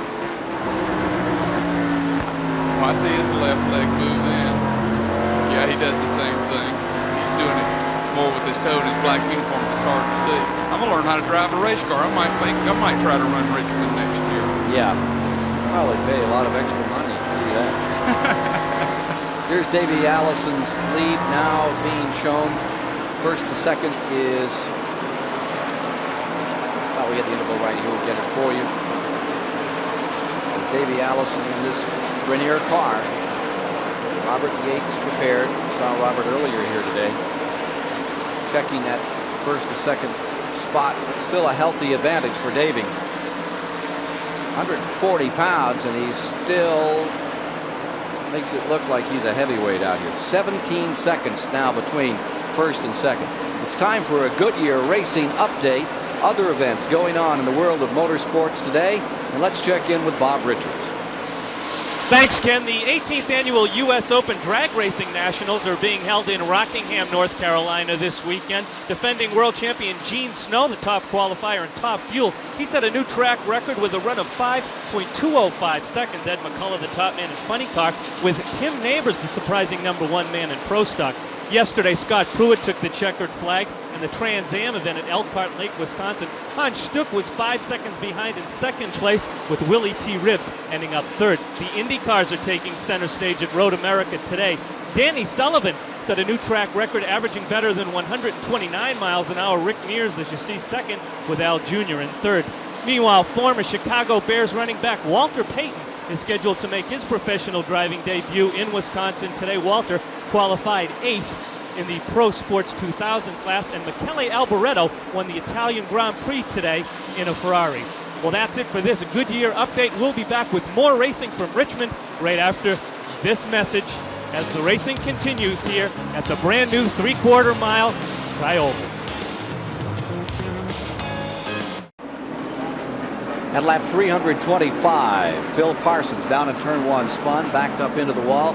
You're seeing him live now. He's just driven around the track. He is into the pits, and they're working on the car as he gets a drink. Let's take a look and replay at what happened down here. Car 55, the Crown Petroleum car. Looks like it's smoking before it ever started to turn. I couldn't tell if he cut a line. It looked like it was smoking before it ever. He just touched it gently. He just slid it around and stopped. But it looked like the car was smoking prior to even spinning out. Let's go inside the car. We've gone from lap 99 to 325. Here is Phil Parsons from the in-car cameras. We watch him here. It's a great shot. He cut the motor off. See the smoke come in the car? Yep. He knew he had a problem. And that's probably from the problem that he had had earlier with the motor when they'd been under the hood, and they've gone back under, and he's sitting there saying, I'm going to have me a nice cold drink and try to figure out how to get this thing next year. Well, it has not been a track that has been particularly favorable to the efforts of Phil Parsons. His best finishes have never put in the top 15 here. It just keeps on nabbing him, and today's another example thereof. Let's go to Dave Despain at the STP Pit Center. Timex Speed Track computer following Davey Allison in what looks like a runaway victory here today, although this yellow flag will bunch things up. Last time we checked on Davey, he ran a 24:14, 111.85 miles an hour. Came in, made the pit stop, went right back out, 24:27. I'm sorry, 24:12, a difference of 0.02 of a second, a difference of 0.09 of a mile an hour. You call that consistency. Still not as fast, though, as Dale Earnhardt's quickest lap of the race. That was a 23:48 back very early in the running before the track conditions began to change. So, as it stands now, Earnhardt's crew is in the running for a set of these Timex Speed Track computers. And right in here, we're going to see the Earnhardt effort launched in third spot when they restart this race. We've got Davey Allison sitting on the point with Ricky Rudd, now the challenger, when we go back to the restart. Ken? And we're not going to see any fast laps anymore with this track as slicked up as it is, David, that's for sure. That Earnhardt mark will stand, I'm sure, for this race. What a surprise over there in Italy today. Well, not a surprise, the Italian Grand Prix, but Michele Alboreto finally stopped the McLaren train this year. You follow a lot of Formula One, don't you, John? Yeah. What was that guy's name? Michele Alboreto. Oh, yeah. Yeah, they have a great restaurant in Belmont, North Carolina, where I was originally from. It was called Alvareto's Pizza. Car number 28, Davey Allison, is staying in front. We're into this caution period. We went from lap 99 to 325 without a caution. And then the Phil Parsons incident in turn 1 has put the field back together. We're now showing 328 complete as they get ready for a go. The second place car is Dale Earnhardt. The third place car will be Ricky Rudd. The fourth place car is Terry Labonte. The fifth place car is Mark Martin, and 6 will be Bill Elliott, and they are showing those 6 in the lead lap as we get back ready to go after this caution period. 1 lap, and they will be racing. 3:30 now being shown complete. 14 lead changes among 7 drivers. We've just gone through our 5th caution period of the day here at Richmond, Virginia, with 53,000 strong. Sold out new track. Kyle Petty's had a good run today. He's in 8th place, and Johnny Hayes is going to give you some real inside scoop on the #1 free agent in NASCAR racing. Everybody wants Kyle. I don't know if it's for his driving ability or because he's Richard's son or he's a great opening act for Hank Williams Jr. I am not sure about this, but it appears to me that he's probably going to end up in a 4th Rick Hendricks team, run 15 races next year, then go to 30 races. I'm not official on that, but don't be surprised if you don't see this young stud running for Rick. Who's going to drive the 21 next week?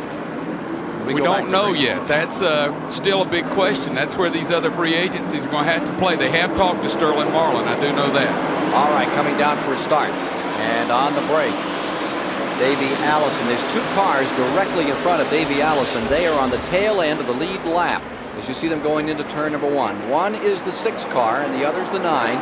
They are in the tail end of that lead lap. Bill Elliott and Mark Martin trying to stay away. And from Alan Kowicki's in-car camera, number 7, who was just 1 lap down. Watch what happens here. This is exactly where Davies had such a great day. You get caught in a mess because you're looking right there and just a bunch of stuff. Mark Martin's in front of him, Sterling Marlin, Bill Elliott's got his lap back, Alan Kowicki, then Davey, but right behind Davey is number 3, Dale Earnhardt, shooting up on his rear end. So this is one of those days that everything can go perfect for you, but then boom. So when that caution comes out, we don't have that many laps to go, and this is pedal to the metal stuff, and this is when we get aggressive. We always talk about being aggressive. We're going to get aggressive now. Lap cars covering the leaders here. Car number 28, Davey Allison in front, Earnhardt in second. It's a Ford Chevy battle. There is the Kowicki number 7 car, a lap down in 7th. On the tail end of the lead lap, Bill Elliott was 5th, Mark Martin in 6th when they came back down to the green at 3:31. Rudd just jumped under Earnhardt, forced him up the lane. And Rudd is running good too. So this is a shootout, and I'm going to say that whoever got the best set of tires, but Davies just seems a little too strong for everybody still because they're not closing up on him. Ricky Rudd's Buick is right there, and there you see Earnhardt Chevrolet, the black car, back into 3rd position. Terry Labonte is in 4th. And there you see that 2-car length advantage, length and a half for, back to 1 as Rudd really closes in on Davey Allison. And here comes Dale Earnhardt scooting to the bottom of the track. Again, a lot of times these high lanes will be fast and keep the RPMs up, but on this first time out, if you can run in the bottom, that's the way to get around here. Watch Earnhardt's car. It will not get off the 4th turn as good as the 2 cars in front of him. That's where he's losing time. He'll jump coming into this next turn, turn 3. He jumps right in closer, but they pull off from him here. And here comes Rudd to the inside as this packed capacity house comes to its feet. Ricky Rudd going for it down to the bottom of the racetrack in the battle for the lead. It's Allison on the outside, Ricky Rudd on the inside. Rudd pressing, he's pulling up here. What a battle. Buick going low, Ford on the outside, and Allison drives away from him going into the corner. Coming out of 4, there's Davey Allison a little loose, and it is Ricky Rudd taking the lead. Well, he got caught in an awkward position. He had to give him room in that higher lane, and it's just a little looser up there. He's going to have to work back to Rudd if he can. But Davey's car is not quite as strong as it was because he wasn't closing on Kowicki like he was earlier. Kowicki is maintaining a little bit of advantage on him. And see, Earnhardt has now worked back up into the group. We're going to have us a real good shootout here at the end. About 338 laps now complete. We look at the 3:30 rundown for you and a review of the field for you racing fans so you can keep track of all of your favorites. Meanwhile, Jerry Garrett has this report in the pits. A lot of excitement down here in Ricky Rudd's pits, of course, since he just took the lead, but there's a lot of strategy going on here. Crew Chief Larry McReynolds and chassis expert Bob Riley just had a little powwow. Larry asked Bob, says, can we make a chassis change so we'll put it back in the Hoosiers? We have a pit stop here the last 3 laps to go, and you can see they got the Hoosiers up here against the wall. They also got a couple of Goodyears. If they have a green flag or a yellow flag pit stop here in the last 50 laps or less, they're going to go to the Hoosiers. If they stay out longer, if they have to stay out longer, the Goodyears are going to stay on the car. Well, there's the story on one of the men contending to win it all today from Jerry Garrett as they're ready to do tire switching another time if necessary to pull out this $389,000 race. Looks like Davey may be falling back into the clutches here of car number 3, Earnhardt in 3rd, and don't forget that car number 11 is in 4th, Terry Labonte's car. They're going under Bill Elliott to lap him again, so this is an important thing for Bill to try to stay up, but Bill's car is just not handling right now. Pushed up, and Rudd went by with ease.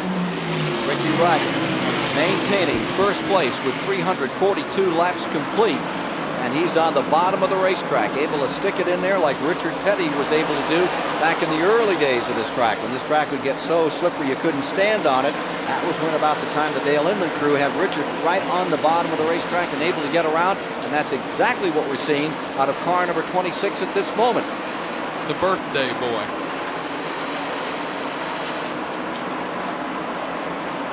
Bob Barsha, what about tires on Davey Allison's car as we get down to the finish today? Well, Ken, we've already heard from Jerry Garrett that Ricky Rudd's crew has a pair of both Goodyears, or that is a set of both Goodyears and Hoosiers ready for for this last tire change that they're going to need. Same thing going on in Davey Allison's pit. They've got to set up each kind of tire. They have the fuel in the race cars to go the remaining laps here at Richmond, but they're probably going to need to change tires. And when they do, it's going to be real interesting to see which brand goes on for the run to victory lane. Ricky Rudd working on Winston Cup win, number 10, after that tremendous victory over Rusty Wallace at Watkins Glen, New York on the road course earlier this year. And again, handling seems to be the story on this Buick of Kenny Bernstein. The real story here is that Ricky Rudd, if he can win this race, it will guarantee him a position on next year's winner's circle.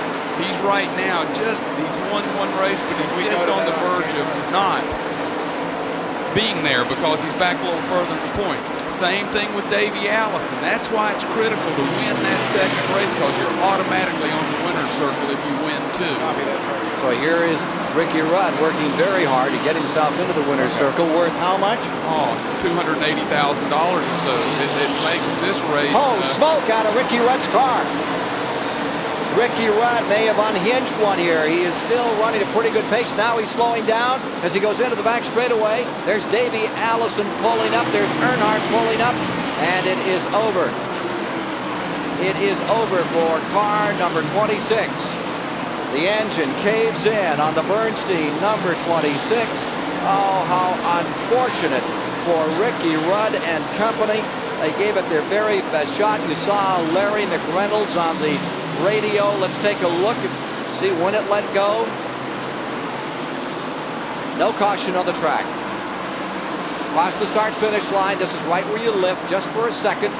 And as he put his foot back down, going into turn number 1 on the high side. Good night.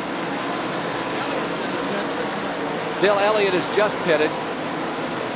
And Jerry Garrett is standing by, waiting the arrival of Ricky Rudd. Got to be despondent. There you see the Elliott car in another time. Not a good day for Elliott here. Oh, Rudd gave it such a tremendous run. Yeah, that's a shame. Like I say, you know how important it was. We're talking big dollars, but running like that, he'll be okay.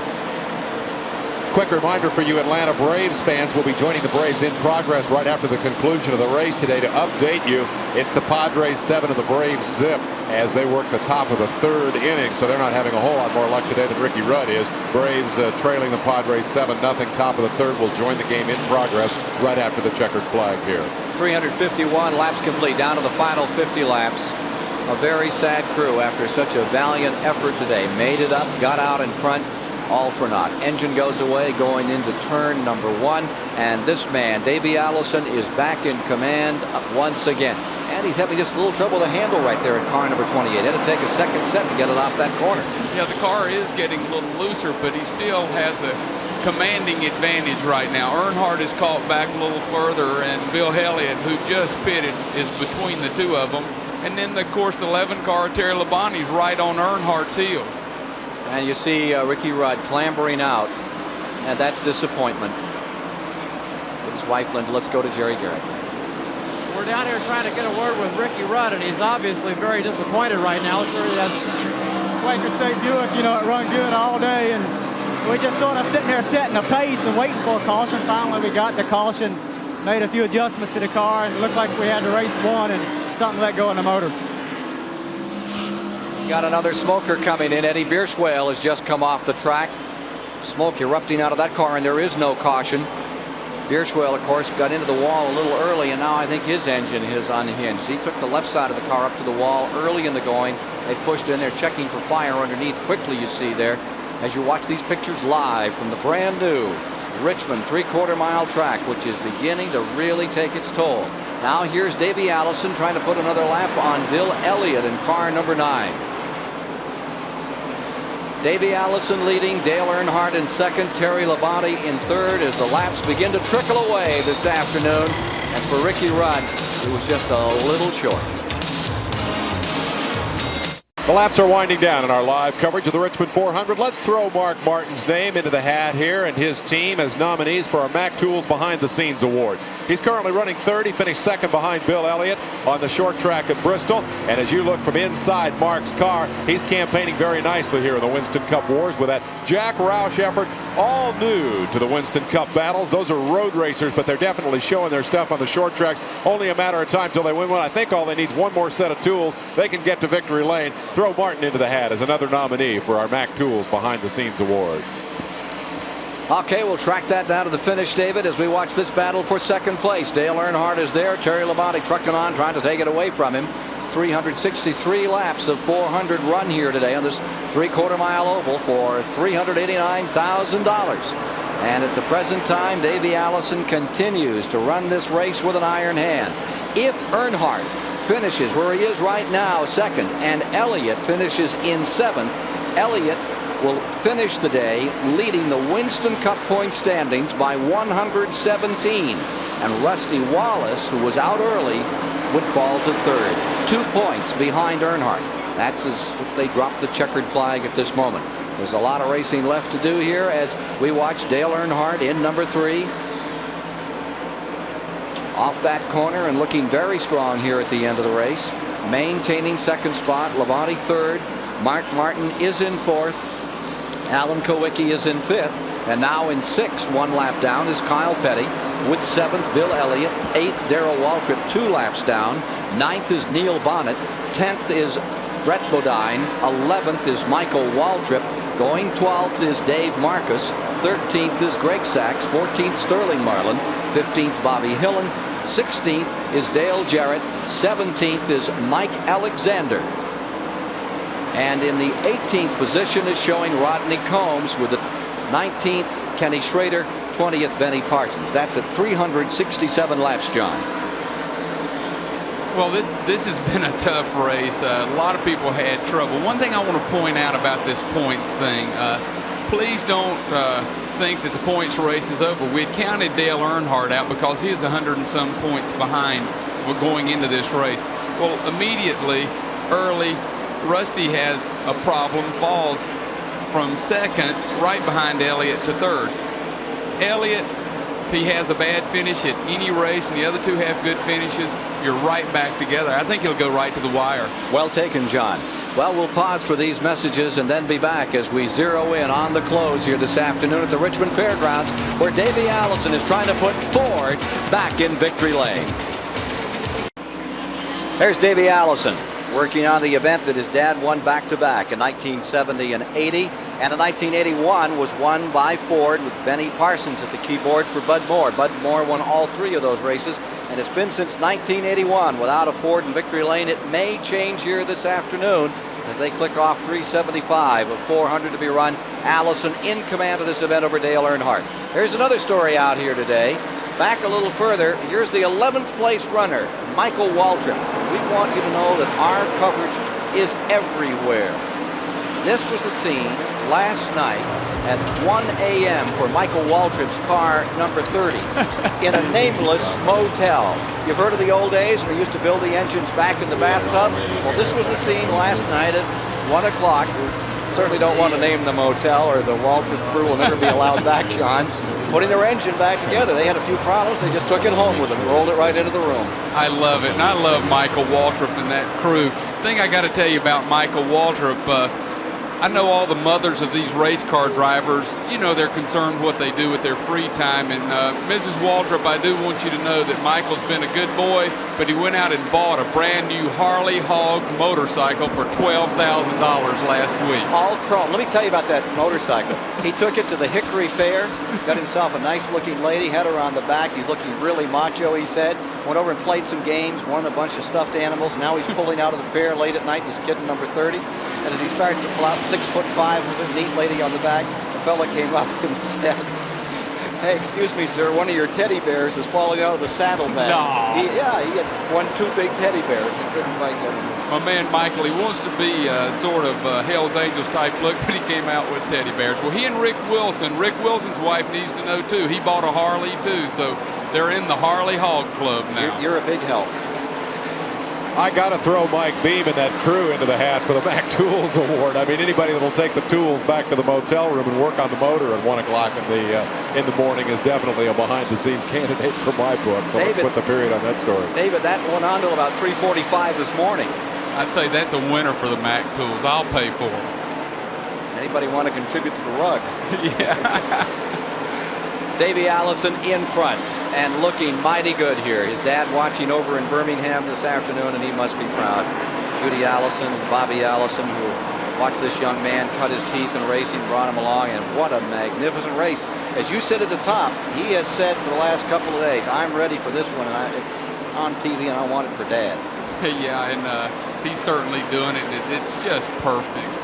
This is one of those makes a great movie kind of thing. If Hal Needham was here, he'd make a movie out of this story. Well, he's had it rough with that car 33, which has crashed again today and is out. We'll review some of those that are out and some that are still running as we get down to our finish today here at Richmond. Getting set for the finish. Allison in front, trying to hold off Earnhardt and Labonte. Can he do it? We'll know soon. We're live at the STP Pit Communication Center at Richmond International Raceway, where Davey Allison has just stopped my Timex Speed Track computer at 24:30, a lap at 111.11 miles per hour. We programmed in the 7500ths, or 75. Let me try that again. 3/4 of a mile track length, which is new here at Richmond, and that's the way the computer calculates the time to speed average. What that means is basically Davey has hit the cruise control, and he's out of here. Graves still trailing 7-zip in the fourth behind the Padres. Will join that game in progress live right after the end of the race. That looks like, Ken Squire, a Davey Allison field day. By 2 6/10 of a second right now, David. Well, Ken, I just got a new sports bulletin in for one of the top sports stations. Congratulations to Scott Hayes in Denver, North Carolina. The East Lincoln Mustangs are now 3-0, and they hadn't won 3 games in the last 2 years. Way to go, boys! That's my son, and I don't ever get to see him play, and if I don't say that, his mother's going to be mad. So, Ann, I'm on the deal. I don't believe it. Hey, it's my son. I see. I'm a father. I see. Well, Bobby Allison's the father, and his kid right now is about to win over $1 million in his racing career if he pulls out. Let's see your kid do what Bobby Allison's Bobby's doing baby here boys today. do a little better than mine, but mine's not a professional athlete. He doesn't want to lose his amateur standing. I see. Dale Earnhardt is just about 2 4/10 of a second back now. Terry Labonte is in third. Mark Martin is in fourth. And Alan Kowicki stands fifth as we get down to the finish here this afternoon at Richmond. It's a matter of running it out. 391 are complete. We're into those last few laps at the Richmond Fairgrounds, and nobody's left. It's a packed house. They say they're going to add another 10,000 seats before we get back here. This is now the largest sports facility in the state of Virginia, bigger than any of the football stadiums. And we're having a tremendous crowd in a house that's been sold out for a month to see this first race. And what a reckoning for Davey Allison. There'll be a tremendous ovation for him here. 392 now complete as he comes back to the line. Call it 393. Well, we had a shaky start, but I'm going to tell you, it's been a magnificent debut for one of the prettiest tracks in the sport. And I just can't wait to get back here next year. And we'll be back here in February. We'll see it right here on the Superstation. Week after the Daytona 500. Always go to Richmond. And what a track to come back to next year on this 3/4 mile as we watch Davey Allison continue to click off the laps, stay in front of car number 3. Dale Earnhardt in that second position with Terry Labonte third, and Mark Martin having just a great day in fourth spot. Really had his season come alive recent. Alan Kowicki stays fifth. Mark Martin right down on that wall up in turn number 4. That time about 394 down. And Kyle Petty's still at a good solid 6, 1 lap down, but it's been a good show for their team too. Davey Allison came into today's race having won $989,000. This will put him over the $1 million mark, and remember, he was just 87 when he was Rookie of the Year. The interval is now 2 8/10 of a second as Davey Allison is beginning to feel his oats a little and puts it on a little. We're showing you a bit of an interval right here as we look for car 28 through, and there is Earnhardt in the second position and taking a firm grip on climbing up the ladder in those Winston Cup standings is Earnhardt here as we get down to the end of the 1988 season. And Davey Allison, this is going to really vault him in the points. I'm sure this will put him well into the top 10. Sure, he came in here today in 10th. Phil Parsons has not had a good day, nor Sterling Marlin. Waltrip will pick up some. Davey is apt to pick up a couple of spots when we do the tabulation when it's over this afternoon. So for the Allison family, the Alabama gang, things are coming together. If we can stick together here, 397 complete. Harold Kinder will be dropping a 2-lap marker over the field very shortly as we get down to wind this one up. Here's Davey in car number 28. This will be the first win for a Ford if it stays there in front for anyone other than Bud Moore. All 3 Ford victories in this race were won by Bud Moore. This particular series at Richmond goes back to 68 or 69 when it was 68 when Petty won in the Plymouth, and then in 69 Bobby Allison won it for Mario Rossi in the Dodge. Well, I'm really happy for Davey Allison because he's such a class act kid. But Bobby Allison, the way he sounded today, that's 1,000 times better for me. And we love you, Bobby, and can't wait to see you at the racetrack. We're going to hold up his number, number 84. Next year will become part of the Stavola team, but the number 12 is still very much on the calendar with the Stavolas for 1988 for Bobby Allison. Checkered flag is about to fall on his son, who has won here the Richmond 400 this afternoon on this brand new track. That what one's a grand for finish. you, Dad, huh? Yep. Makes you feel good. Great win for the Allison family of Alabama. Davey Allison, successful this afternoon, and we'll be back to meet the winner here this afternoon in this hard-fought contest on this brand new race facility after these messages.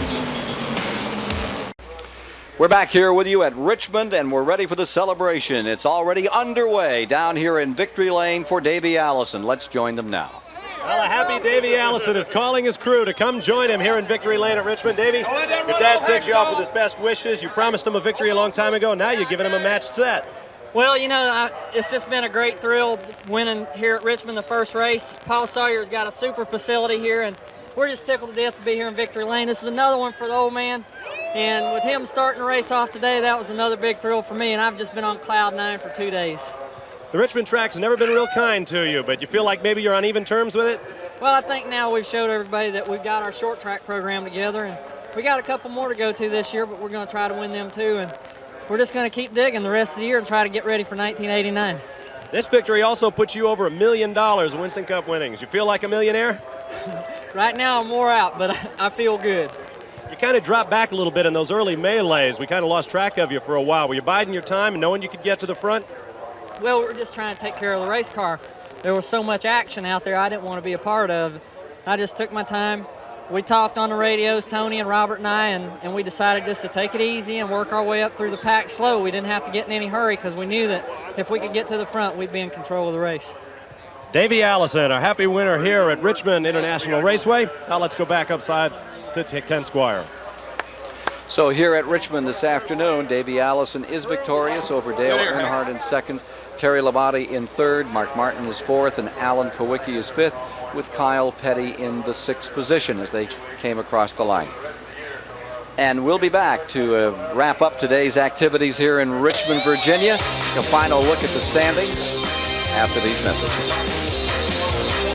We're back live at Richmond, where the voice of Bobby Allison kicked off the Richmond 400 and where Davey Allison puts the final period on the story, winner of this great race on a great new track. Let's give away a little goodies here.